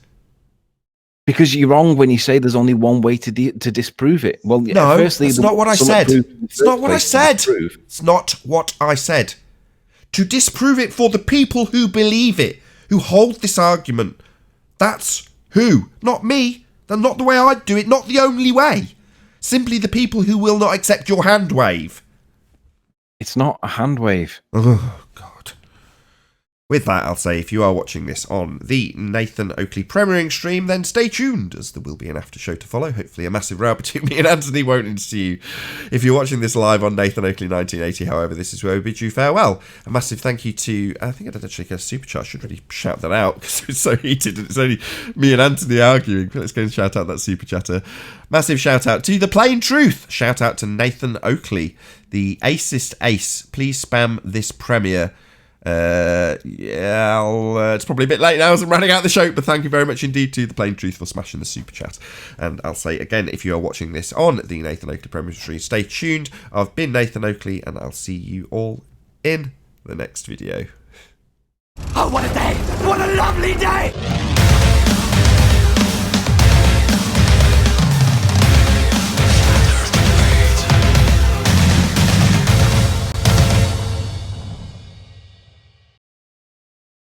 There's two ways. He Logic. can't. Can I say something? Can I say something real quick? Sure. Anthony, something can be logically sound but not true. Correct. So now, but you got to use logic. Exactly the point. Wait. Hold on, chocolate. But you got to use logic to make your argument. Well, you don't have to use logic to debunk logic. You can debunk logic with science. No, you debunk the premises in the logical statement. Okay, That's so what Nathan let me apply this against myself. Let me apply this against myself to make the point. When I did the egg test, right, I can logically say that if I add mass below the egg, because mass attracts mass, it'll pull the egg down. And logically, that is a logically valid argument. Nathan would say, to debunk that, I've got to logically say that, well, come up with some alternative equivalent, right? And I say, well, no, that's not the only way to debunk it, because you haven't proved it in the first place because it's logic. The other way to deal with it is to show what happens when you actually do with science and say this is what happens when you actually do that. So let's go with what I'm saying is Your first premise, just because a logically valid argument is logically valid doesn't make it strong. Hello. Oh, Your argument's invalid because it's logically invalid because mass attracting mass is not logically sound. Thank you. It is logically sound. What? It's not. Prove it logically. Post the syllogism. We started off. No, with... if you prove a premise false, you show that it's no longer sound. So you use logic to debunk the logic. Perfect. Who said that? There's no way around it. Who said that? That was perfect. And I agree with that. That's what we're saying. The bit I want to point out and stress is that just because there's a logically sound argument being made doesn't mean that it's got any weight whatsoever to it. But that's what they're saying, Riley. That's what they're saying. It's that it doesn't mean that it has weight. It just means that it's a valid argument to present. Only based in logic, though. Logic isn't based. There's no good argument. There's no evidence in logic. It's logic only, right? So when we have a logically invalid position and we jump all over it, that's strong. But when there's a logically sound argument, it doesn't prove something, and it doesn't require debunking just because it's based in logic. No, you're getting confused. The argument is the logic. If I formulate, I tried to explain this earlier by saying I'll put it into future tense. In other words, the modus ponens gets formulated before anything's done. And you say, well, that's a logically sound argument. But in order for it to be logically sound, you'd really have to show that the gyros do actually drift. Now, before anybody did anything with laser gyros or fibre optic gyros, flat earthers would assert that because we don't have a drift in a gyro, it proves we don't spin. And everyone on the flat earther side was happy to accept it. And I'm sure there was people on the globe side, like yourself, that went, that doesn't prove it, and hand-waving that. Well, equally, you could say, well, they're perfectly entitled to just hand-wave the fact that we don't see drift as a proof that we don't spin, because it's just a logical inference. Even though you've shown it in the gyro, which would be claimed by the flat earther to be the demonstrable proof. But the problem is, though, if you're gonna argue that there's just because there's a logically strong argument, we then have to debunk that logically strong argument because the argument's valid. Yeah. Then that's not true. Just because it's logically valid doesn't mean that we have to debunk it. That's exactly what we're saying. Yeah, exactly. Otherwise, it's just left out there. No, you don't have to. You don't have to do anything. But in order to be perceived to have actually won the argument, you do.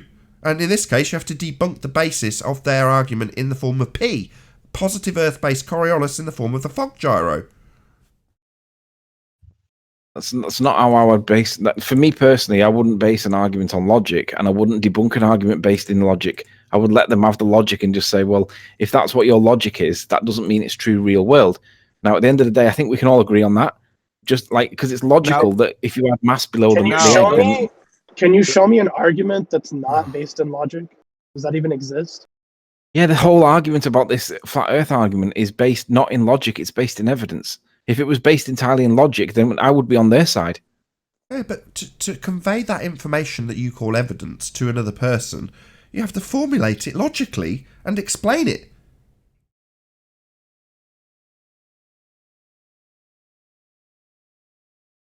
again, like I said, just because you've conveyed it logically doesn't mean that it's got any validity, any strength to it whatsoever, even if it's valid. Okay. Well, there's two ways to skin a cat in the form of the picture of the black swan. I can just look at that picture and give no logical consistency whatsoever and just say, look, it's obviously and observably flat. And when someone comes along and says, no, it isn't, I could go around in circles and say, well, I don't need logic. Or I can explain it with logic and debunk their assertions in doing so. And then it's far more strong and sound and understandable than if I just say, look, it's flat. Which is what you're saying. Evidentially, in that picture, I could just make that statement, right? It's evidently flat, obviously and observably flat, however you want to phrase it. I don't need to put any logic to that. But by doing so, it means that it cannot be undone as an argument for being flat. It can no longer be presented as an argument for being a ball because you've presented it with logical consistency. Now, that's our side.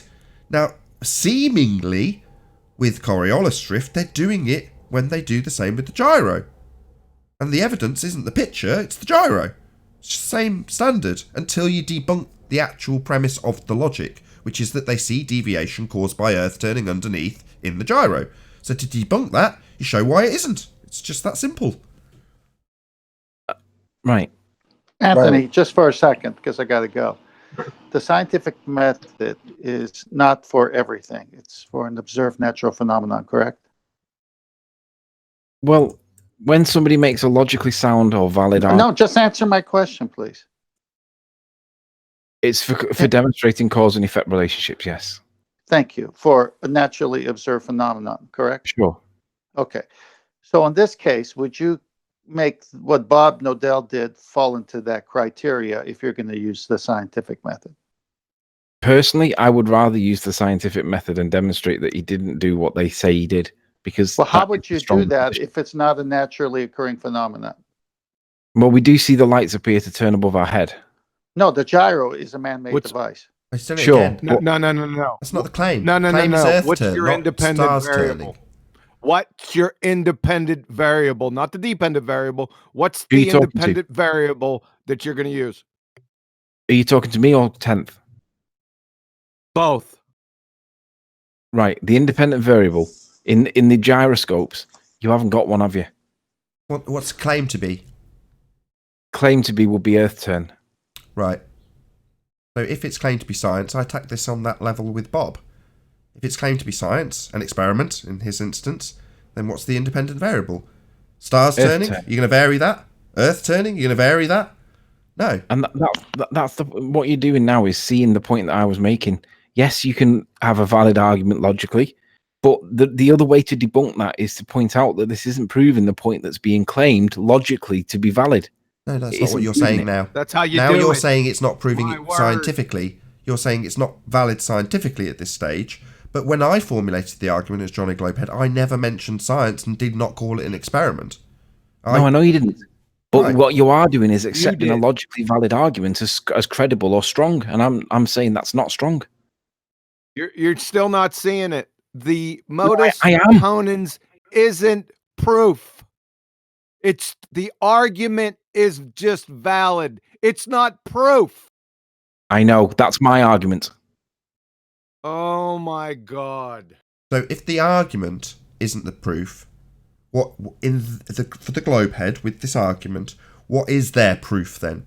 Because the argument, the modus ponens logical consistency isn't the proof. So what is, according to them? Their proof will be the reading on the gyroscope, wouldn't it? Exactly. Right.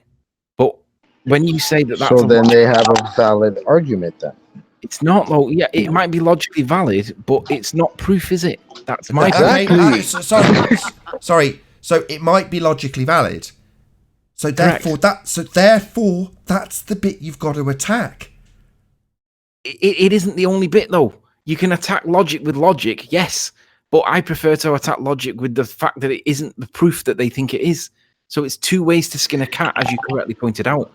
Yeah, but Riley, here's the other thing, right? When people are debating, usually they're debating in front of other people, right? So you have an audience, right? So somebody's listening to you guys debate, and Glober presents a valid argument to you, and you just dismiss it and say, well, no, there's no proof to that. well, then it's just kind of at a standstill, right? Or the audience members sitting there listening to you saying, wow, well, he's being presented with a valid argument and he's got no comeback to it except to hand wave it away. Anthony, you just said it. To defeat a logical argument that's misplaced, you need to defeat it with true logic. So we have logical. Hang on. We have logical fallacies here all day long that we spot. Right. And we don't. Why do we say logical fallacy? Because when it's logically fallacious, it falls apart. But that does, the inverse is not true. Listen, the inverse is not true. Just because forget it. I'm done. Valid does not mean that it's strong evidence, even though that it's perceived to be so. I can't finish a sentence, Anthony. This is not the scientific method argument. I know. I understand. Okay, so I must defeat it by logic. No, you don't have to defeat it with logic. You can point out that your logically valid argument isn't strong evidence. It might and be how do I logically do valid, that? And how but it do I doesn't do prove the that? point that you believe it does.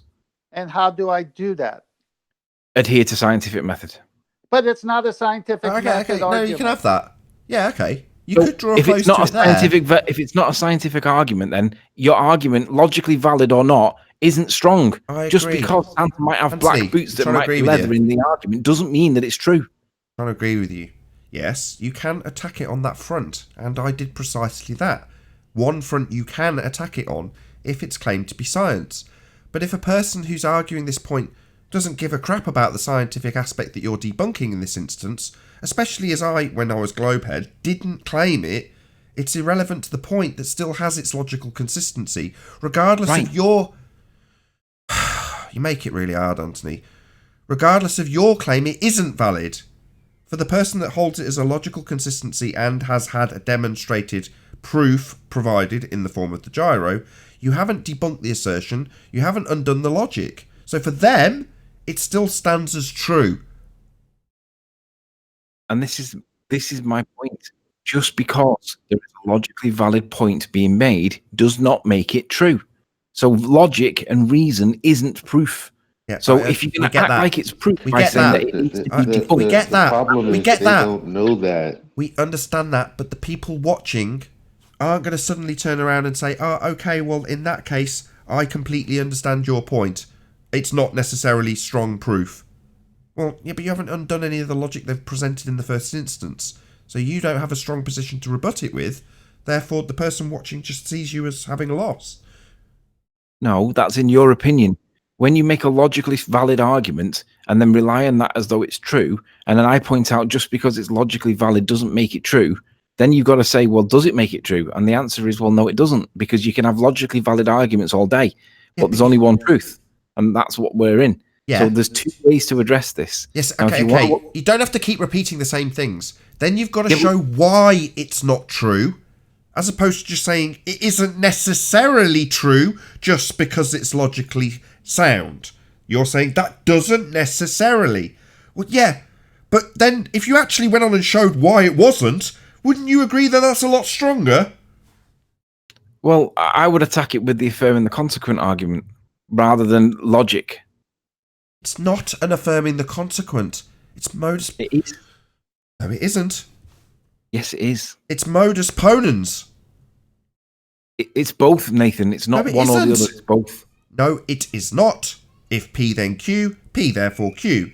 If Earth-based Coriolis P, then Earth is spinning Q. Positive Earth-based Coriolis in the fog gyro P, therefore Earth is spinning Q. This is not an affirming the consequent. I'm not begging the question. I thought we went through this earlier. It is affirming the consequent, Nathan. No, it is not. No, it is not. If P... If Earth is turning, gyro will give a result. Gyro gives a result. Earth must be turning. That's an affirming not how I formulated it. She's not listening to the way it's been formulated in this regard. If P, then Q. Now, P is Earth-based Coriolis effect. And that Coriolis effect, also P, is demonstrated in the gyro. So P is Earth-based Coriolis effect and Earth-based Coriolis effect demonstration in a gyroscope. Now, the Q is Earth spinning.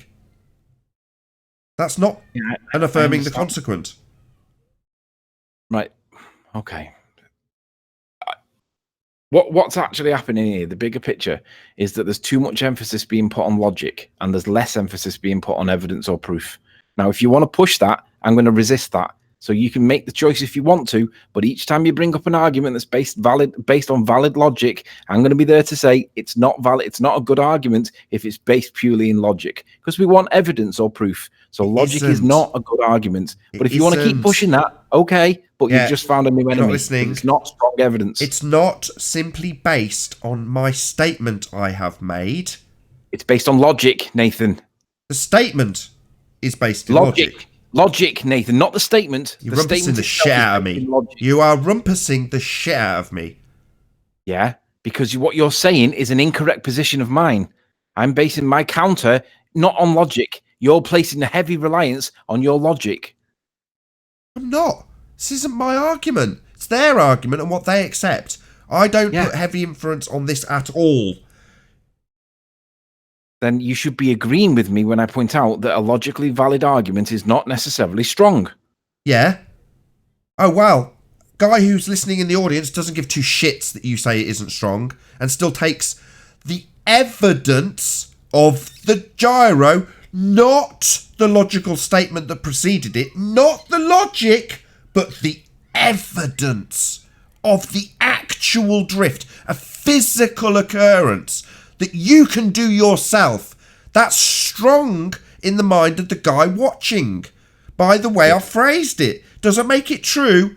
It absolutely isn't true and can definitely be debunked. But just saying that doesn't necessarily make it true isn't showing why it isn't true. And you're choosing to just say, I can say that isn't necessarily true. And that's good enough, rather than showing why it isn't true in the form of a demonstration that involves an explanation of what it actually is claimed to do, show two reference frames, and how we don't have them. But you'd rather just say, no, that's not good enough. No, I point out that logically valid arguments are not proof of what you believe, because what is being demonstrated is numbers on a gyro, and you are affirming the consequent. That is logically fallacious. Even though I formulated it into modus ponens, which isn't affirming the consequent. Even though you formulated it into modus ponens, it's still logically fallacious because you haven't demonstrated that it's true. No, it is not logically fallacious. It's Anthony. At this point, I'm starting to question whether or not you understand the difference between sound logic and logical fallacy. I'll say it again. No, Anthony, this is not fallacious logic. This is sound logic. I have not formulated an affirming the consequent. I have formulated modus ponens. And you are yet to debunk it other than to say sound logic isn't proof. Now, while you might be absolutely 100% correct in that assertion, and I can, if I chose to, demonstrate why your statement is true, you're choosing to end at that statement. If Earth turns, gyro result. We get gyro result, therefore Earth must be turning. That is affirming the consequent. That's Nathan. Lovely. It's just not what I said. Yeah, but that makes it right. Well, if you say it, Anthony, if you say it differently, it makes it affirming the consequent. Yeah, it would, because you've said it differently. But that isn't what I have said. So let's not put words in my mouth. Let's not rearrange what I've said and then claim it's fallacious when it isn't. It's sound logic. You've decided to rearrange. Rather than simply pointing out that we don't have two reference frames, you'd rather rearrange my sound logic into fallacious logic and call foul on the fallacious logic that you've paraphrased. Very unreasonable, Anthony. Definitely not winning this argument against me, Johnny Globehead, with my sound logic that is definitely not fallacious and definitely not affirming the consequent. So just because you're claiming that it's not an affirming the consequent doesn't mean it's not affirming the consequent. No, because not being affirming the consequent. Not being affirming the consequent, as in the form is very specifically if P then Q, P therefore Q. So it's not affirming the consequent. No, because that's not right. You've It's just not misquoted in that. affirming the consequence. Why are you talking over me? Because you've just misquoted affirming the consequence. Yeah, I'm not doing that. You're paraphrasing it into a logical fallacy and then claiming victory. Because it is logically fallacious. Rather than debunking the sound logic, you're rearranging sound logic into a fallacy and claiming I've used it. No, that is not what's happening. But you're just deciding that rather than taking our advice on how to debunk this absolutely sound logic, you've decided that a better tactic is to rearrange it into a fallacy and claim that that fallacy is invalid. When I haven't used that fallacy, I've used modus ponens. As a globehead, even though I don't agree with it, and I'm having to point out that just saying it isn't sound logic and doesn't necessarily mean it's true, while correct, doesn't debunk the absolutely sound logic of modus ponens when formulated with the gyro. Not a logical fallacy, not affirming the consequent, and not debunked by a hand wave when you say it doesn't necessarily make it true. Proving it's not necessarily true would be explaining that we don't have two reference frames as claimed by the gyro. But you're refusing to do that. Formulate it with modus ponens, please. If P, then Q. P, therefore Q. If we have Earth-based Coriolis, that would be P. Then the Earth is spinning. That would be Q. We definitely have Earth-based Coriolis. We see it in the fog gyro. That would be P. Therefore, Earth is spinning. That would be Q. Not an affirming the consequent. Modus ponens. So now, conversely, would you now formulate it using the affirming the consequent? Why? When I've already got sound. What? So you can debunk it easier, make it fallacious, and no, I won't do that. Okay, I'll just sit here with my sound logic, pointing out that if you rearrange it into a fallacy or ask me to do it for you, it doesn't debunk the original sound logic and the proof in the form of the gyro they use. It doesn't do that. Pointing out that we don't have two reference frames and proving it unequivocally with a flight that's not reduced in flight time, that would be far better. But you could just rearrange it into a fallacious argument and say you've won. That would be great too. No, that wouldn't win. Okay, so I'll do it for you, given that you've refused. If Earth turns... So you're going to, for the third time, arrange my modus ponens into a logical fallacy affirming the consequent, even though that's not what it is. So you can debunk a straw man. So you're literally going to take a logical sound argument and hold it up in straw man as a logical fallacy when it isn't. No, it is logically fallacious, Nathan. No, it isn't. It's logically sound. You don't know the difference between fallacious logic and sound logic. Modus ponens is not a logical fallacy unless you rearrange it, which it seems you're going to do whether I like it or not. So you can debunk that rather than accept our advice that you need to point out where P is wrong in a modus ponens sound logic argument, which they have in the form of the gyro and its drift. Not rearrange it into a logical fallacy. Surely it should just work both ways. Hang on, for you to argue that your position is true, Nathan, you have to be disingenuous. I am being disingenuous. I'm playing devil. I don't think we have Earth turn. I know. So your position is an affirming the consequent. I agree. If I formulated it that way. If I formulated it that way and I haven't. So yeah, if I'd have formulated I'm correcting your formulation and pointing out that it is logically fallacious. Oh, I see. So when you change my formulation and correct me that I should have formulated it with fallacy, then you can debunk the fallacy. That's really great debunking there, Anthony. Excellent work. Well, I'm just debunking it with the same logic that you're claiming victory on. I think you just formulate it in your way, the opposite way.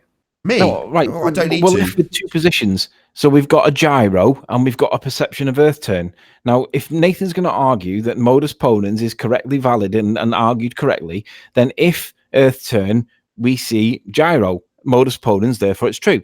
But I can equally, using logic, say, well, if Earth turn, we see gyro having a result, that is equally an affirming the consequent. So which one's true? Yeah, well, at that point, we'd need to debunk the claim that's actually beyond the logical inference. Now, that would come with the evidence in the form of the gyro. Maybe you'd like to attack that. That, by the way, is the P we told you needed to attack initially. My original position. I don't finish, Anthony.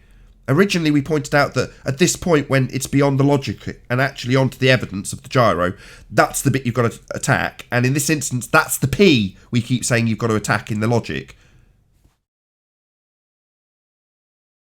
Yeah, I don't have to respond to that. You've just made my point for me. No, I haven't. You haven't attacked P. You haven't attacked P. You haven't attacked the gyro and its I don't claim. need to.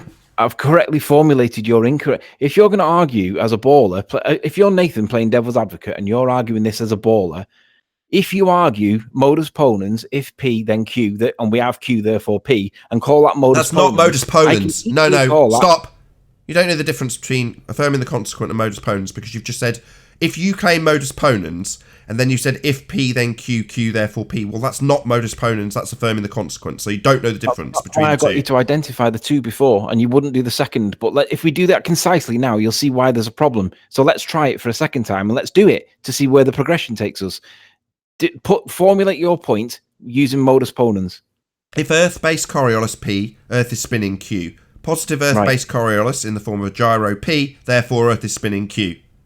Right, now do it with affirming the consequent. Why? I've already got sound logic. I'm not going to substitute fallacious logic for it, so you can debunk it. Can you stop talking over me? Why are you asking me to take perfectly sound and reasonable logic and formulate it fallaciously so you can debunk it? What the hell are you on? Because it's the same argument you're making, just rephrasing it, but it's the same point. Oh, so it's the same other than rephrased. So not the same then? No, the same. The same other than a rephrasing. Making it or affirming the consequent, depending on what your position is. Other than a rephrasing. And given that the phrasing is critical for its logical consistency or its fallacious logic, it's pretty important that you keep the phrasing the same.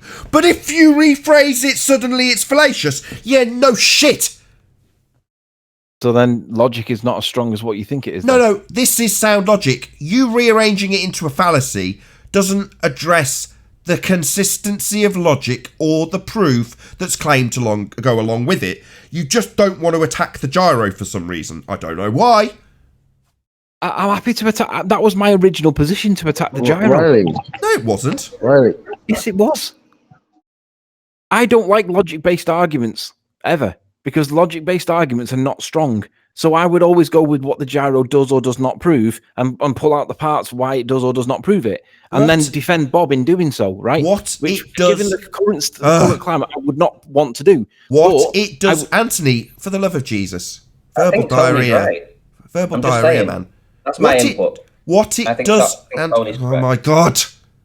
What it does or does not prove is inferred by logic. I know.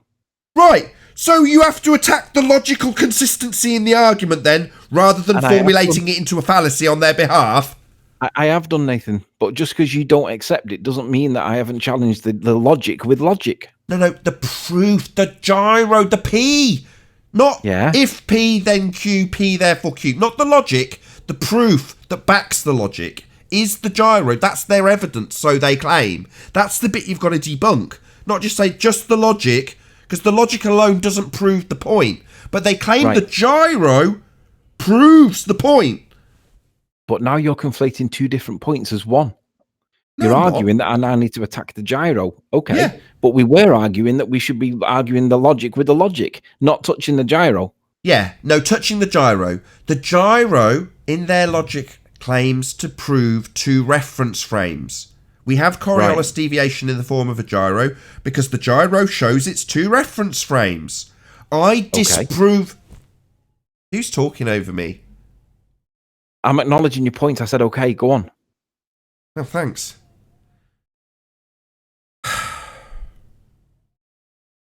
It's really difficult to do. Same exact argument. If we have two reference frames, then Earth is turning underneath. What was that interruption from Discord now? What's going on? Who's got their mic wide open in Discord now? At the crescendo, at the point that I absolutely, under no circumstance, want interruption in.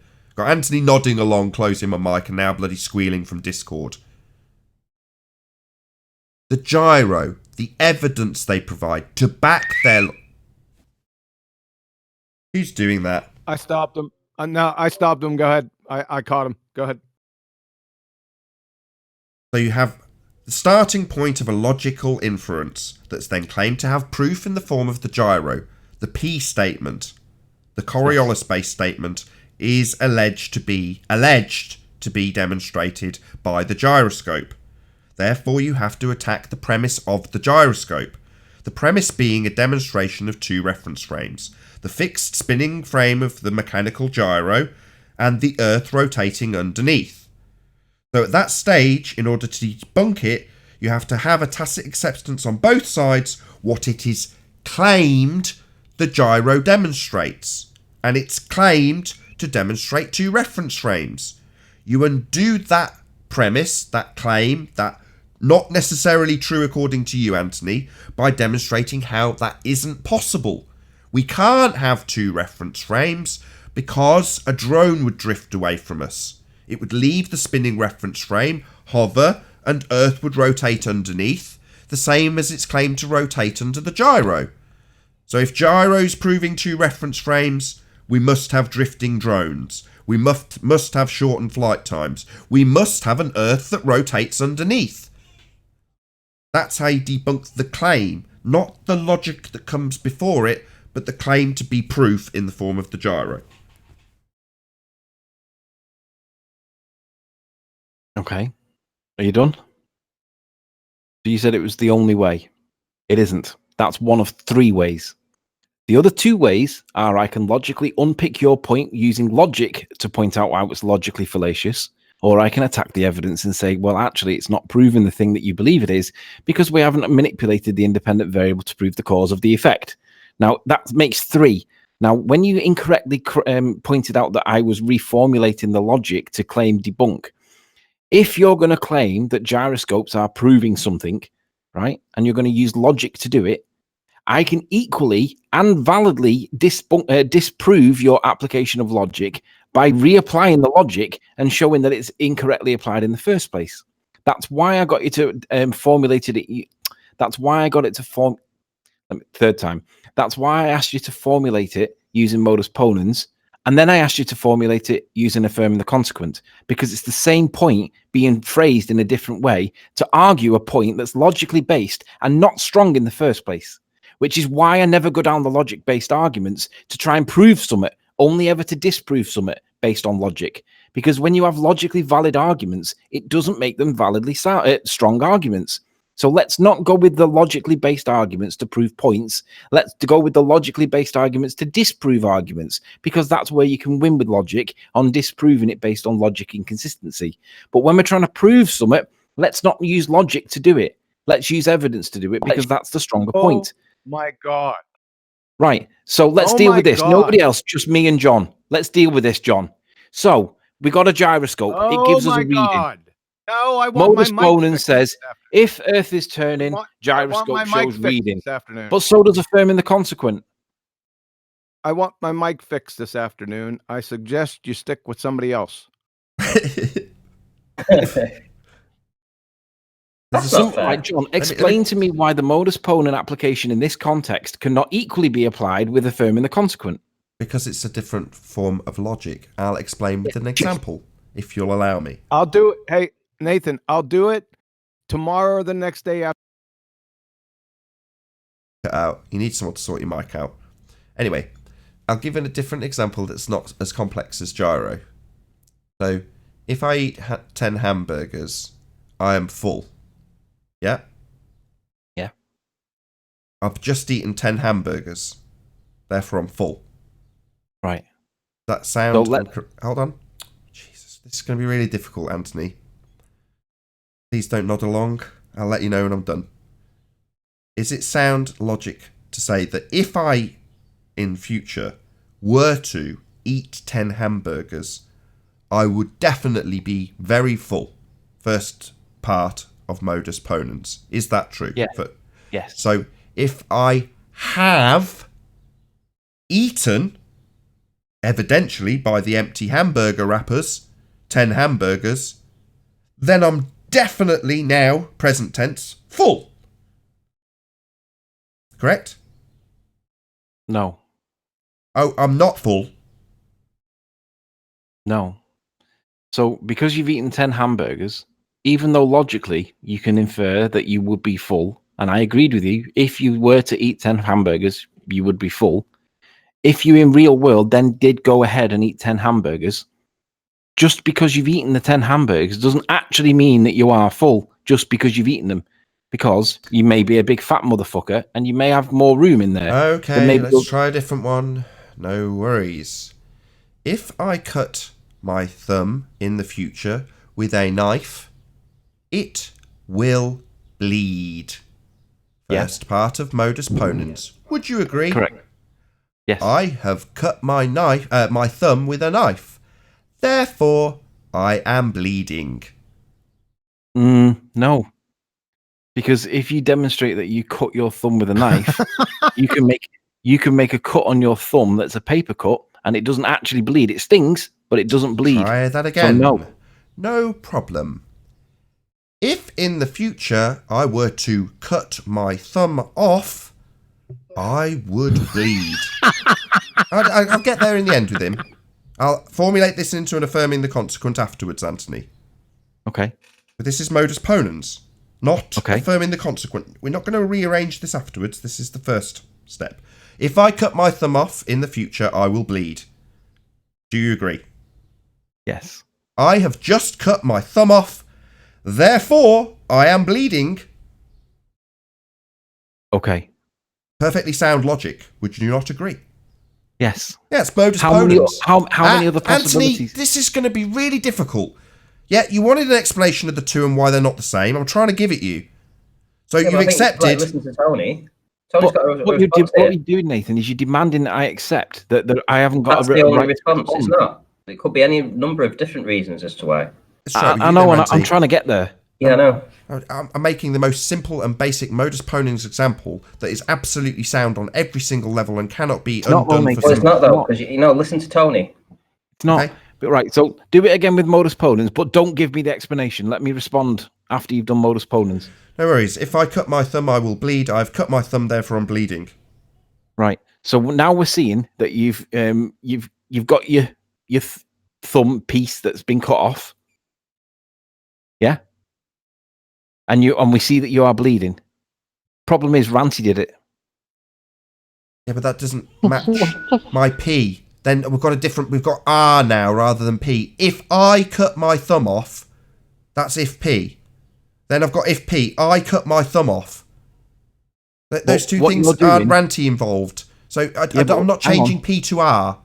Yeah, but hang on, stop. When you've got the gyroscopes, Nathan, there's two interpretations. No, we're not doing gyros. I haven't got to the end of my example yet, have I? So back onto the convoluted example without me giving a clear consistency to a modus ponens versus an affirming the consequent. I'm not allowed to do that. Interruption, then back onto gyros without me giving clear consistency to the difference that you don't understand.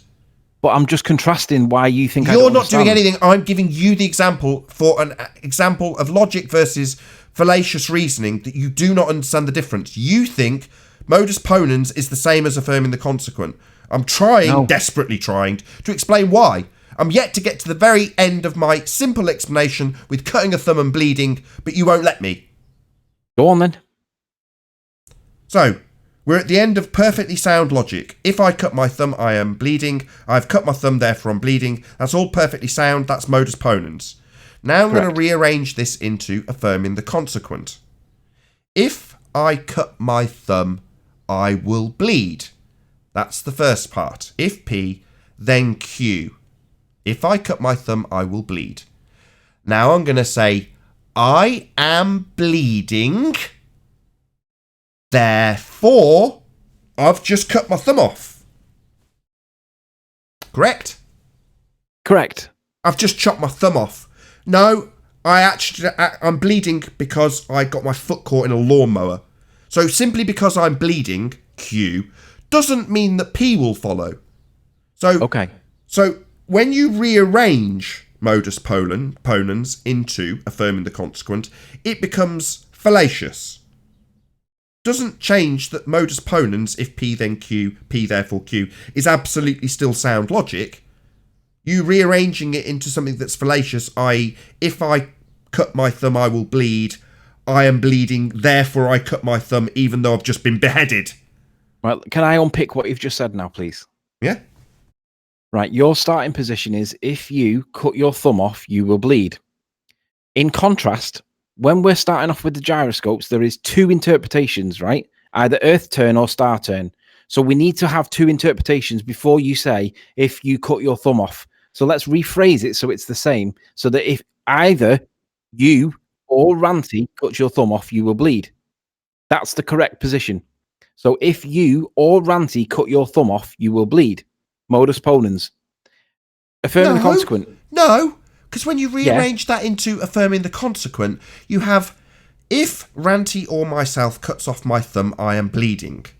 Yeah. I am bleeding, therefore either myself or Ranty's cut my thumb off, even though my foot's got caught in a lawnmower. No, it doesn't work like that, Forget Anthony. the lawnmower. Forget the lawnmower. Why? Affirming the consequent. No, affirming the consequent takes stop, Nathan, stop. You're making the wrong argument. Listen. No, I'm just not. listen I just to me. understand logic, you, and you I'm don't. now pulling it apart. No, I understand logic and fallacious reasoning, and you don't.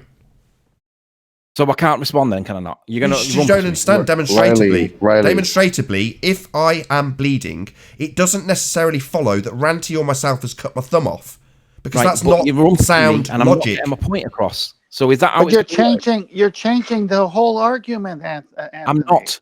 Nathan's changing the whole argument because he should be focusing on the cutting of the thumb. So he's used a mower instead. What he needs to do. That was the affirming the consequent one. No, if he was correctly applying affirming. He's trying to point out to you the difference between the fallacious. No, wait, please, for the love of God, let me respond.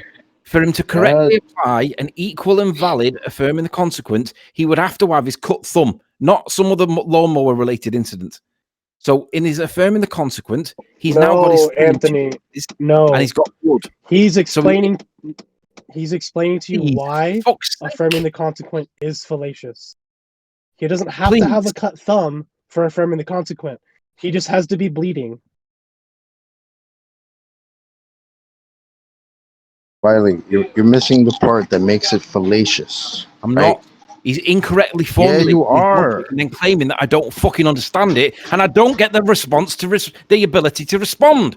So either I leave because I'm not getting the ability to pull apart his false logic, or you can rumpus the fuck out of me, and I'll just concede because I can't respond. Which is it?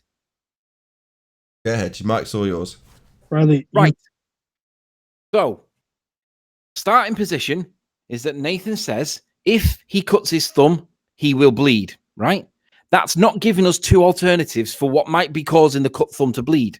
Because in the gyroscope argument, it's either Earth turn or star rotation. So for it to be correctly formulated, Nathan would have to say, if Nathan or Ranty cuts thumb, thumb will bleed. Modus ponens says, thumb's bleeding, and therefore there was a cut because we saw someone cutting it, but we didn't see who. No, that's affirming the consequent. You don't understand the difference. No, modus ponens, formulate it properly with Nathan and Ranty with the thumb. Okay. Because that represents no Earth worries. turn. No worries, I'll do that.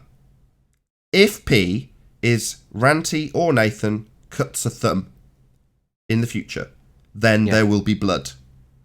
P, Ranty or Nathan cuts a thumb, therefore there's bleeding.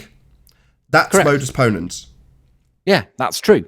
Now do it with the consequence. I know. That's sound logic that they affirm with the exact same thing in the form of the gyro. Right, now do it with affirming the consequence. If P, Ranty or Nathan chops a thumb, then there'll be bleeding. There's bleeding. Well, then you know what? Ranty or Nathan must have cut a thumb somewhere. Exactly. And you've just unpicked your own argument there. Yeah, well, those are two different arguments, though, aren't they? In one, you start the same when you start off with two possibilities at the beginning. I didn't. I don't. But we do with the gyroscope and Earth turn. No, we don't. I don't start with no. Nathan, the gyroscope's getting a reading because either Earth turn, Ranty, or the gyroscope's getting a reading because star turn, Nathan. It's not how it's formulated when they give it as an argument. You changing their example from modus ponens into something else won't change their argument. I'm just correctly formulating the logic that you say I don't understand. God. I say... Anthony, hold on, Tenth Man, or whoever. No, you're saying I'm just changing. I've just pointed out that you changing it won't alter the original assertion. But you're saying, no, I'm just changing it into something that makes... No, that's not reasonable. No, I'm not changing it. I'm correctly applying the logic that's been incorrectly applied in the first place, because it's not true to say that just because the gyroscopes get a reading, then Earth turn. That's logically fallacious. Oh, that's brilliant. Finally. And why would that be, Anthony? because it could be the Earth turning that causes it, or the stars turning. That doesn't disprove that it's one or the other, though. So we're left with a false dichotomy. That's why it's logically fallacious. No, the false dichotomy would be logically fallacious. Your reason to debunk it is logically fallacious. No. I'm debunking the logic with logic. The claim is that the gyroscope that's proves wrong. the Earth turns. It's wrong. But it doesn't. The gyroscope proves wrong. that something's... No, you won't have it. You won't have it. He just wants to make his point regardless. You're wrong. You're not debunking it with sound logic. You're debunking Nathan. it... Oh, right, Nathan, it is fact that the gyroscope results can be interpreted two ways. I heard! Right, so your logic application is incorrect. No, your debunking utilizes a false dichotomy, a fallacious form of reasoning. Ergo, your debunking, claimed debunking, offered up in the form of a false dichotomy, does not debunk the modus ponens that you wish to rearrange. You have offered up I'm trying, man, I'm trying. You haven't debunked this, Anthony. You've offered fallacious reasoning in the face of sound logic. You've offered false dichotomy where they have modus ponens. Sorry. The modus ponens is incorrectly formed logically in the first place because the gyroscope does measure two things, either the light above it or the Earth turning below it. Yeah, and we can't ascertain which. That's your false dichotomy again? No, it's an incorrect formulation of modus ponens. Yeah, you're telling me the way I formulated it's wrong, and that the way you debunk it is with a false dichotomy. Both are incorrect. Sorry. No, you're making a false modus ponens argument and claiming that it's valid. I'm using the same argument against you, but pointing out that your modus ponens application is incorrect because the gyroscope doesn't prove whether, even if you infer it logically, it doesn't prove that Earth is turning or stars are turning because we haven't proven it, right? Sorry, when you're formulating your modus ponens, you've thrown in stars. I didn't mention stars, so why have you got this straw man in there then? If you don't, when you're formulating your modus ponens argument with the knife and the thumb, you're not giving the second alternative at the beginning, which would be Ranty. You're just giving you. I don't have to. It's not. Yeah, you do. Riley, honestly, I'm confused by you right now. I'm not getting why he would have to include Ranty in his first statement in the modus ponens. It's very simple. If I cut my thumb off, I will bleed. I've cut my thumb off. I'm bleeding. Yeah, but listen, to formulate the modus ponens with the gyroscope, you have to only have one possible cause. But there's actually two. So that's the same as saying, well, it could be Ranty that chops off his thumb. But by not including Ranty to chop off his thumb and claiming that it's black and white is incorrect when you're comparing it to the gyro. Because we know that the gyro can go both ways. Let me try again. Saying no, there's actually two alternatives, is offering up a false dichotomy as a rebuttal, rather than debunking the actual assertion that's being made in the claim that gyro is Coriolis. That's the bit you need to debunk, rather than saying no, gyro could be star rotation. Oh, well, that's handy. No, they're claiming gyro equals Coriolis. Therefore, that's what you've got to debunk, rather than offering this new alternative in the form of a false dichotomy. I don't know how the fuck you think it's a false dichotomy. Are you taking the piss? Are you playing Nathan here, or are you playing Glowbed? I'm being me and explaining it how it is. A false dichotomy. Being you, how the fuck is it a false dichotomy when the gyro... Yeah, but Riley, if a ball comes along and says this gyro proves this, you're not debunking it by saying, well, it could be this, or it could be that. It could be unicorn farts. You're not proving anything. Yeah. Well, then none of you are proving anything. I debunk it. You know what a false dichotomy is? It's where you offer an alternative versus another alternative, and only that. So it's either Earth rotation. No, that's not a false dichotomy. It's where you give an alternative that's not even like valid. It's like it's false. Let's get it. Is false dichotomy definition. So what you're saying is it could be unicorn farts. It could be Earth turn or stars. A false dichotomy, a situation in which two alternative points of view are presented as the only options when others are available. Right? There are no others, so it's not a false dichotomy, is it? Well, you haven't offered any others. You've just said star rotation or gyro. Right, but when I said star rotation I said Earth turn or star rotation, and you said that was a false dichotomy. No, right? you didn't hear what I There said. are no others, You so it's rephrased not. what I said. I said star rotation or gyro.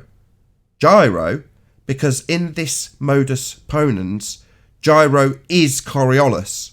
So I don't know where you're getting star rotation from. It's a false dichotomy. You don't like that, but that's tough. I'm claiming, as a globehead, Earth turn.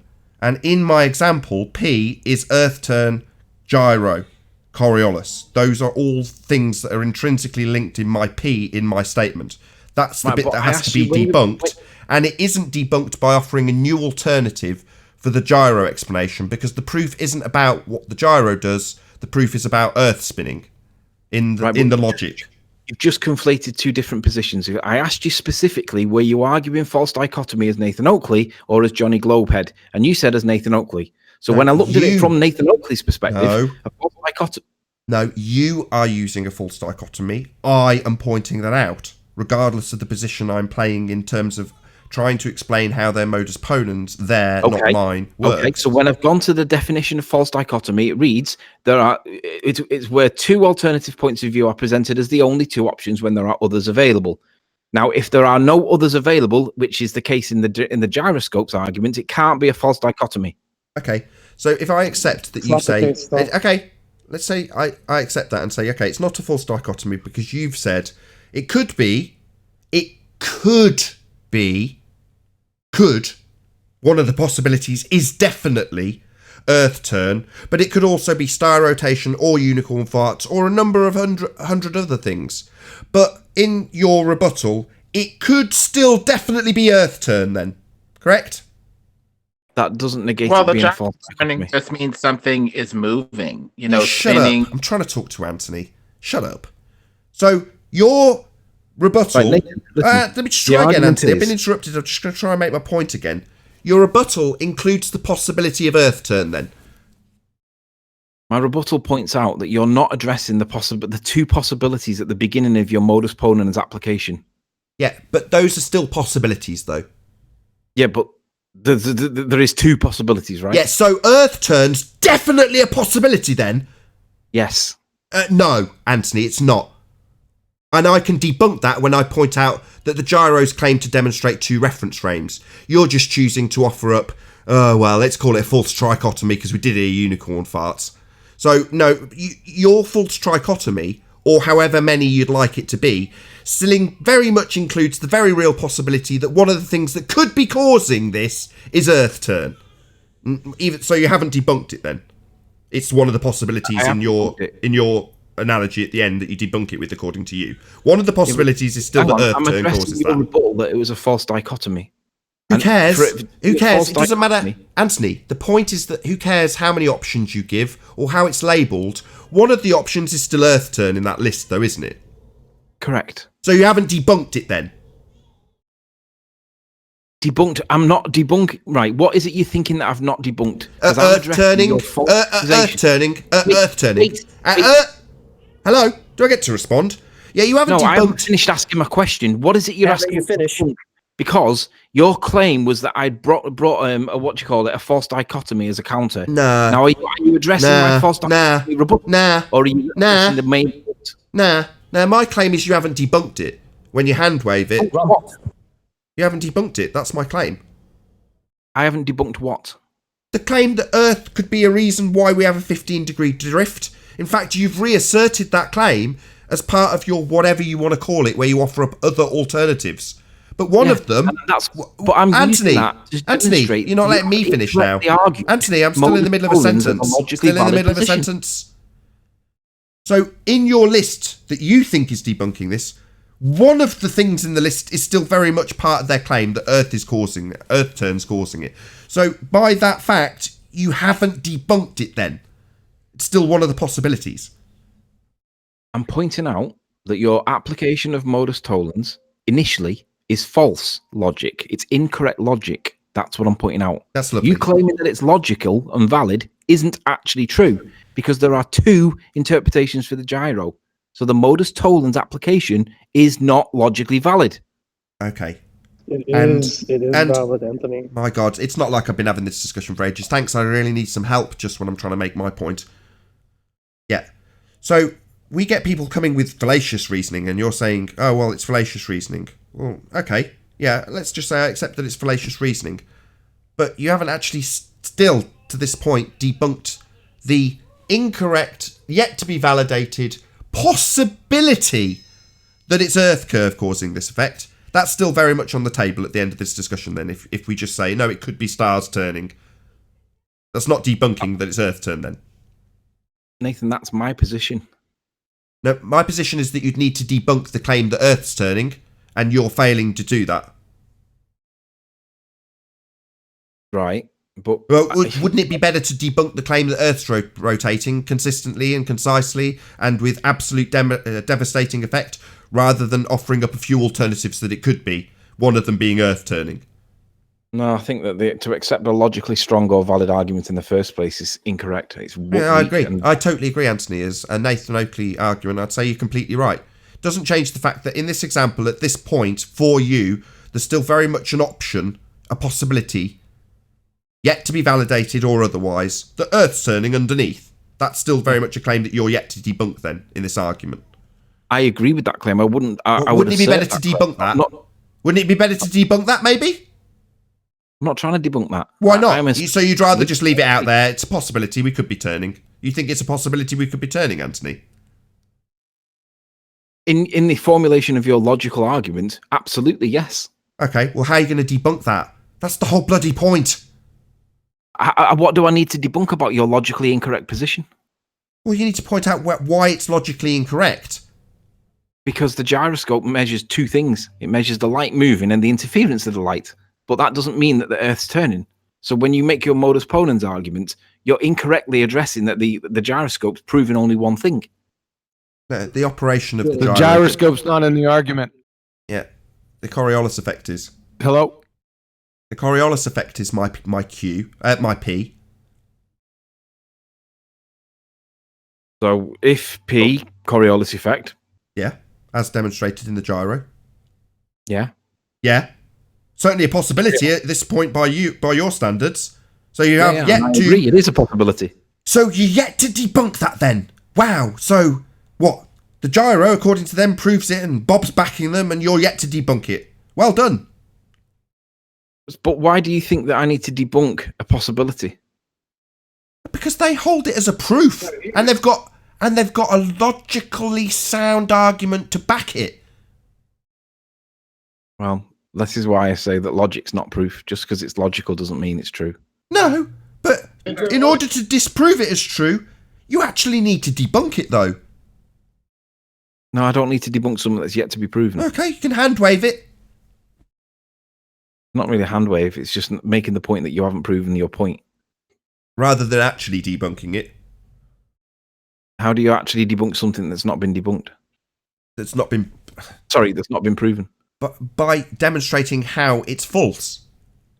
I am doing. You're not addressing that. How you're is not the addressing gyro? Form modus ponens argument. You're not demonstrating it to be false. You've said it's one of the bloody options. Only It is 2 minutes. your claim Hold on, that Anthony. application of Anthony, the don't modus rumpus me. ponens logically valid. Anthony. No. 2 minutes ago, I made absolutely crystal clear that it was one of the options. So no, you're not debunking it by pointing out that logic isn't proof. You are very much confirming it's one of the options. Correct. Right, so that isn't just debunking it by saying logic doesn't prove things. By your standards, it's still very much an option and it's still not been debunked. But the fact that it exists as an option means that the claim originally fails because the claim is that Earth's turning and it proves it. The gyroscope proves it, right? So you've got to debunk the gyro and its assertions. But we've just agreed that there are two possibles. No. That's what you did when you offered it up as a false equivalence. No, a false dichotomy, which you objected to because you're saying there could be other options. I didn't offer it up as a false dichotomy. You claimed it was a false dichotomy, but when we looked into it, a false dichotomy is where there are two. It's argued that there are only two opposing views when there are others available. So it's not actually a false dichotomy, is it? You can have a false trichotomy. Unicorn farts was also offered. Yeah, but it's not a false dichotomy or a trichotomy, is it? It's not the point. The point is that having this does not debunk the logical argument and its claim to be proof. That's the point. But you're claiming that it needs to be debunked in the first place. Yeah, it does. People believe it. Not me. Right. That's the problem, though, isn't it? People believe it. Yeah, they're just believers. It would be so effective to just tell them that. Oh, my bad. They just detail how the gyro works like you did and tell us how that proves it spins, where you're saying it could be proving it spins or it could be proving stars causing that, rather than debunking the claim. But if the claim has two interpretations, that is self-evidently debunking the claim that is being made. It does not prove the claim that's being made. No, it leaves one of those options on the table, whereas I'd rather take it off the table by disproving that option. I.e., I'd prefer to debunk the claim it spins rather than leaving it on the table as you are. Okay. Well, it's hard to draw the lines between where you're being Zanuck and where you're actually being Nathan, because it's not easy when you jump roles regularly in the conversation. I agree. But if I was a baller, I would never lose an argument, because I'd do what I'm doing now. But it means that no, obfuscating. My points have all been absolutely consistent, coherent, and correct. At no point would I even disregard logically correct. Based on your thus far debunking, I'd claim total victory as a baller, because not only have you not debunked that it's Earth spin, you've even said it's left out there as an option, and I've got a logically consistent argument that proves it's true. So at this point as a baller, Anthony, I have won, and I assure you, if I was a baller, I'd win all the time. But you're assuming that your position, based on logically sound positioning in the first place, was valid. Yeah. Rejected. It is. Modus ponens, mate. We already went through this. We did go through it, and I pointed out that when you applied your modus ponens in this application, it's fallacious, because when you did it with the knife, for it to be comparable, you have to have Ranty in the background as an alternative potential for the cause of why you've now got your finger in half, and you didn't do that. And when I pointed that out, you dismissed it flippantly, which is what ballers do. But just because you've claimed that it's flippantly dismissed, or just because you flippantly dismissed it, doesn't mean it's incorrect. Your application of modus ponens in the first instance is incorrect. You say so. And then they just claim victory, and then I get called dumbfuck. But the reality is, dumb fuck. I haven't hommed you. That's not happened. No, but that's what ballers do. I'm not playing that baller. I've offered nothing but logical consistency in the reasons why at this point. No, you haven't. Your logically based arguments, Nathan, are incorrect. They're not logically sound. That is also true. I am a retard. Let me just agree with him. Yeah, that's true. I'll agree with you. And if I was fighting me, I would also make that point. I'll concede it, so I'm not just Johnny Glowhead. Yeah, you're correct. But it doesn't alter the fact that the claim and its potential validity is still very much up for grabs on the table, not debunked. I am a retard. Do you follow me, Anthony? All I'm saying is, regardless of you're saying, well, no, it doesn't necessarily mean you can claim a victory. Well, as a globehead, yeah, I would anyway. And I'd make my reasons clear why I had. And I'd offer up my logical consistency and the proof of the gyro still, because it's still yet to be debunked. That's all I'm saying. And I would counter it and say that your argued, logically well-based argument doesn't prove the point that you're claiming that it does, based on logic. Now, at the end of the day, whether you agree or disagree as Baller or Nathan, it doesn't change the fact that just because you claim that the gyroscopes prove the thing that you believe or tell people that it does prove, it doesn't change the fact that it doesn't. Just claiming it doesn't mean it's true. Yeah, and I don't just claim it. I offer the logical consistency and then offer the proof in the form of the gyro, which is attached to Earth. It's not touching the stars, the only alternative you've offered. So I can claim that the deviation... in your opinion, doesn't mean it's valid. No, it's a proven effect. Coriolis isn't... Whoever's slurping on a straw, please can you stop? No. Coriolis effect is real. It's easy to demonstrate, and the effect that you will notice as a result is easy to identify by way of a gyroscope, according to the globe Earth rhetoric.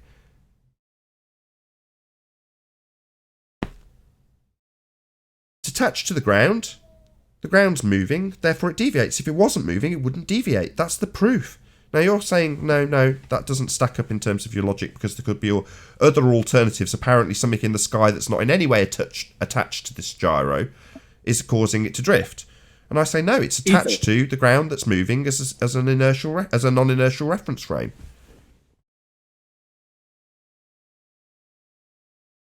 Even your own side backs it.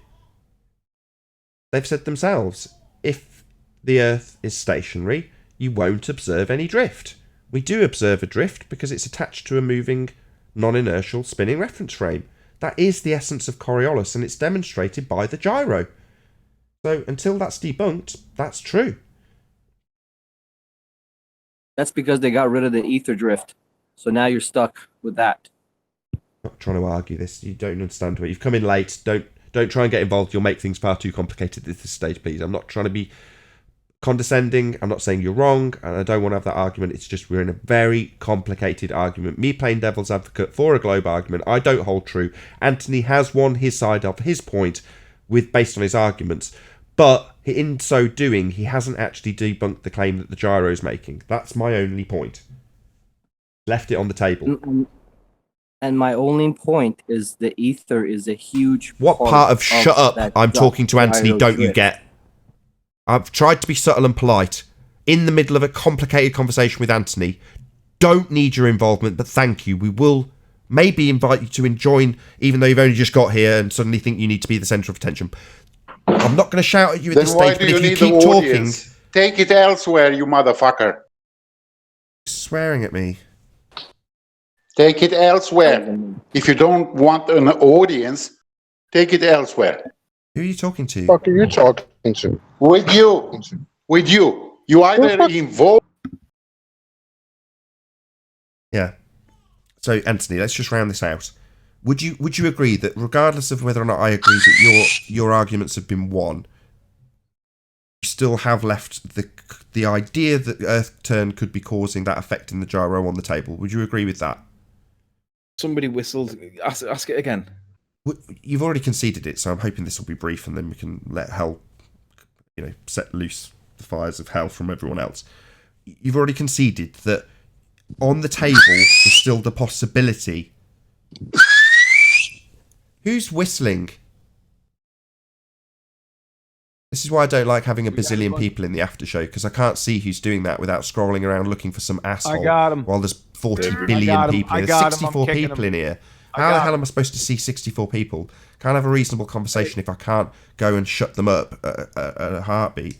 So, I'm just going to reduce the number of after show participants. 65 people. None of them are useful. 90% of them are useless. 90% of these people I've never even heard speak. We're having a complicated argument, and let's call whoever that was what he is: a cunt, a complete cunt, with his mic wide open whistling. Can you hear me? Yeah, we hear you. Can you hear me? Yes, we hear you. Okay, yeah, I'm trying to shut these guys up and kicking them. I'm trying to do that. I'm trying to be in the background, but there is a lot of people in here, man. There's no need for that. There's no need for 65 people in here. So, right. Well, then there's no reason for an after show, then. Just fucking saying. Yeah, we'll have to evaluate that. Let's talk. If you don't want people in it, we're in the middle of a conversation. I'm fucking out of here because he's I'm been trying a dick. to round out a point with Anthony. So, Anthony, you already conceded this. I just need to say yes so I can move on. That you've left it on the table, the idea that Earth turn could be causing this drift in the gyro. You'd agree that you've left that on the table? No, I wouldn't agree I've left it on the table. I would point out that what you perceive as being left on the table is me actually diluting your argument, your claim, your modus ponens application in the first instance isn't actually strong logically just because you said it was. It's been diluted down to 50-50. But if you want to interpret that I've left it on the table, okay. But I want to also point out that it's an equal argument that means that your modus ponens application in the first place was not actually strong. I've already conceded that. I'll say that if you want to argue that, I'll even concede, because I would do the same at certain stages of my argument in your regard, if I was on your side of the fence, if I was fighting for flat Earth now. But that isn't my point. on the table. I'm glad you qualified it with statistics. So 50-50. So it's on the table then. You've got a chance of winning half and half. Now, if you give me 100 different alternatives that could cause that drift, it's still on the table then. I can put a chip on it and bet on it, correct? Yeah. So it's left on the table when you think you've debunked it. Right, I get that. Well, all I'm trying to say is there's a way of actually debunking it. No, and I always agreed with that from the start. My point wasn't whether or not that point was strong validly or whatever. My point was that too much emphasis is being placed on logically sound arguments when they're not actually strong arguments, even though they're logically sound. Yeah, I can't disagree with that. I'm trying to make that point, but get to the point where you actually debunk their claim to be sound logic. The logic is only the formation of modus ponens. The principle within inside P, you have to actually validate, or in this case, debunk. Well, if the claim within P of modus ponens is to say that we have an Earth-based Coriolis in the fog gyro, that's the part that needs to be disproven. And when you say, well, no, it could be something else, it leaves it on the table rather than saying, no, it can't be Earth-based Coriolis in the fog, because then we'd have Earth-based Coriolis in the planes and drones. Yeah, I agree. I understand your point. But I also want to make It's like if you were to go to somewhere else, like Jose's or something. Hold on, Chocolate. Go ahead, Anthony. I just want to make the equal and opposing point that just because there's a valid argument logically first doesn't mean it's a strong point overall, just because it's logical. Now, like Hot Chocolate was just about to say, if you go over to Jose's chat and argue that a logical point is valid, they will sit there all day and hold each other's dicks and say, yeah, that's true. But I will that's say, what I wanted to hear. That's what I wanted to hear. Now, finally, now I can make this point. That's what I've been waiting for the whole bloody time. So if I now formulate modus ponens subtly differently with the bleeding example, if unicorn chops off my finger, then I'll bleed. Unicorn has chopped off my finger, therefore I'm bleeding. Yeah. Well, does that, in this example, that means we've got a unicorn that's chopping off my finger, does it? Because it's sound logic. Correct. However... Hold on. So the logic is sound, but the thing within the logic that I formulated is just assumed to be true in the form of a unicorn. So that's the bit we need to attack then. Not necessarily the logic and the formulation of the logic that I used, but my claim of a unicorn chopping off my finger. The P part in this modus ponens is unicorn chopping off fingers. Something that never happens and isn't real. But that's the bit I'd have to address. Rather than saying, no. Right? This is what you're saying to me in response. It could be a unicorn chopping his finger off or Ranty. But that very much leaves the possibility of a unicorn chopping off my finger as one of the possibilities in your rebuttal. Do you see what I'm saying? I do. But do you also see that by doing it the way that you've just done demonstrates that the application of modus ponens in the first place wasn't actually 100% nailed, slammed up the way that the claim it is? Of course. It's actually 50-50 at best. Of course. I'm trying to educate you in how to debunk what seems on the surface to be a logical argument. And the formation is logical. Me saying a unicorn chopping off my finger will cause me to bleed is absolutely true. But the premise that we've got unicorns to chop fingers off isn't. That's just my P in what is a sound logical formulation. Well, yeah, the logical formulation isn't debunkable. Modus ponens is always going to be true. Because if unicorns were true, they could chop my finger off and cause me to bleed. So the premises and the logic is still sound. But within there, I've got a P that doesn't even exist. Therefore, I need to attack P, not the logical basis of the argument. And the logical basis of the argument in modus ponens is perfectly sound for them when they assert it. But their P is Coriolis in a gyro. So you've got to debunk that. So by doing what you've just said, that last paragraph also shows that their original modus ponens claim that gyroscopes prove Earth turn is logically valid, but is not strong, which was what my point was originally. Their P isn't strong. The logic is just logic, but the P isn't strong, and you can disprove the P with evidence. They claim it's evidence. That's why I'm trying to make the point that we shouldn't be having too much reliance on logically based arguments. It's not the actual logic that's the problem. It's the P in the logic. No. That's why I attack the P. I don't bother with Anthony, are you saying that we can't use the proper logic? He's with wrong. Modus Tollens Hold on, he's because wrong. they're You don't. misusing it? He doesn't attack the P. He's just said that's why I attack the P. No, you don't. You added an extra R rather than attacking P. You offered another alternative, Ranty or Stars, rather than attacking P. Rather than attacking the claim gyro is Coriolis, you added an extra variable. That's not attacking P as you just claimed. That's wrong. I haven't added an extra variable. What I've done is I've because the starting off position is that gyros prove Earth turn, right? But they don't say that it can be equally and opposedly interpreted to be the stars that are turning. So by not addressing Ranty in the Can you hear yourself? Can you hear yourself? Equally could be considered. Are you hearing the word? So equally we could consider it to be Earth turn then. Yes, Nathan. No, Anthony, you need to debunk that shit. Dude, what is going on with you today? I'll tell you, I'm a fantastic glowbed. That's what's going on here. No, you're a terrible glowhead. Yeah, that's what I mean. You shouldn't do that. You have too much power. You should not be acting like a glober. It's not good. The thing is, this is why arguing for logic-based arguments is bad. Because you still don't get it. You still don't get it, man. It's shocking. People that argue against logic are literal idiots. Let him finish. I think he's gone. I like how Aaron was like, "Stop being a glowbed. You're scaring me." I don't like it when you be a glowbed. Yeah, but because you're Nathan, you wield power, and then when you just for the folly of it act like a glober, it's just wrong.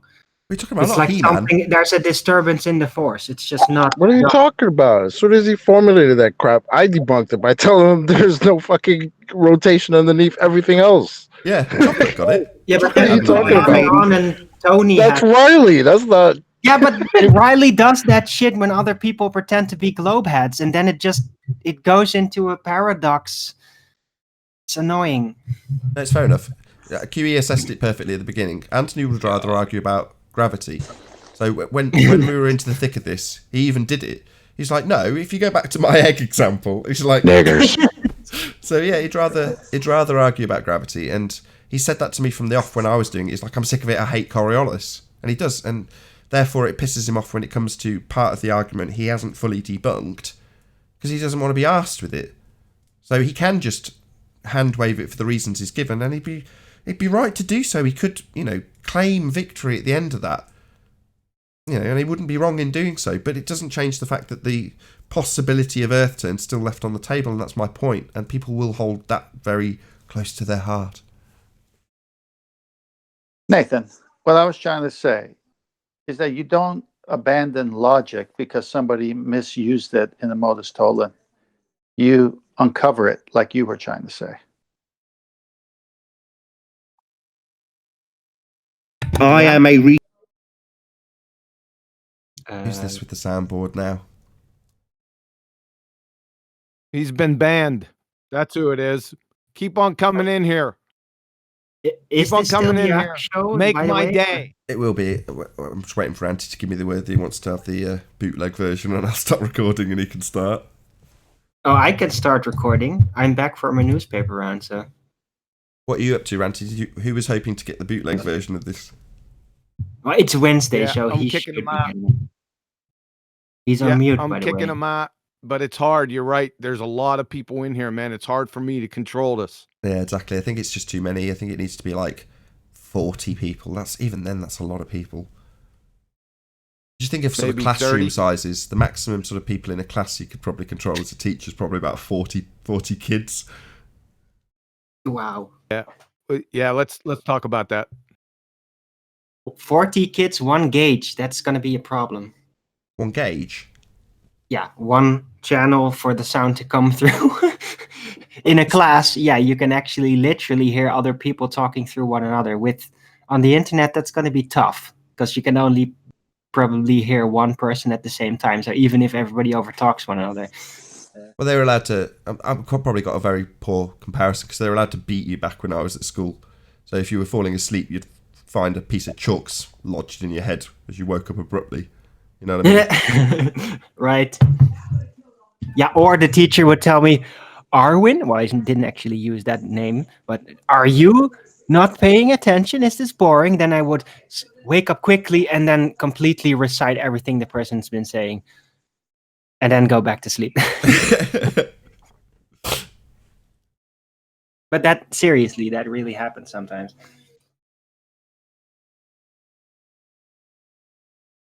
I like how you ducked completely out of that QE because you need assistance with your microphone problem. I'm a hurting character with this mic and voice meter, man. It's really bad. I'm getting dropped. It'll just drop randomly. Can you pipe up now? It's gone though. I did want to. That was subtly me saying, "Can you give your opinion on this subject?" Because he's not here. What? And did he leave? Yeah, but I don't want your opinion on Anthony. Anthony is Ace, subscribed to Sleeping Warrior. On the subject of Coriolis deviation and the 2 reference frames, which I'm claiming is the retort, and he's saying no, I can offer alternatives with star rotation, and that's satisfactory. What do you need me for? Your opinion? My opinion on the Coriolis force, on how to debunk it, it's real easy. Right? Is that what you want? Yes, please. You need 2 separate reference frames. It's just as simple as that, and it's debunked by plane flights. North Carolina to Los Angeles, that flight going west with the Earth traveling underneath it in its face at 500 miles an hour, average, that's about roughly your average commercial flight speed, right? The flight would be about 1.5 hours, but it's never that. It's 4.5 hours. So it's debunked. It's over. Good? Yeah. Game over, man. Game over. Game over, man. Game over. Why don't you put her in charge? This is on the list, though. This is flat Earth proof. You know, when you take their claim to be logical consistency in modus ponens and point out where it's inconsistent, you have a stone cold proof we're not spinning.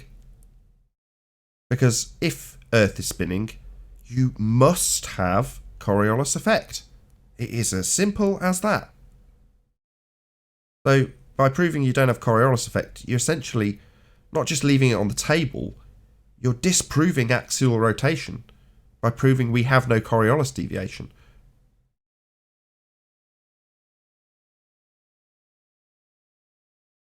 Hence, yes, it makes the flat Earth proof lists.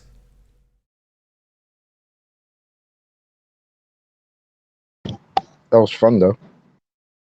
Yeah, I see it as an important subject for me to thrash out with Anthony because of his apathetic nature towards the subject of Coriolis. I know he hates it, and to be perfectly honest, I have the exact same attitude towards gravity. I would be the indignant one if the conversation was Johnny Globehead Anthony, and I have no doubt whatsoever he could do just as well arguing their position of gravity against me and do as well as I did with Coriolis here, because they're both our pet subjects.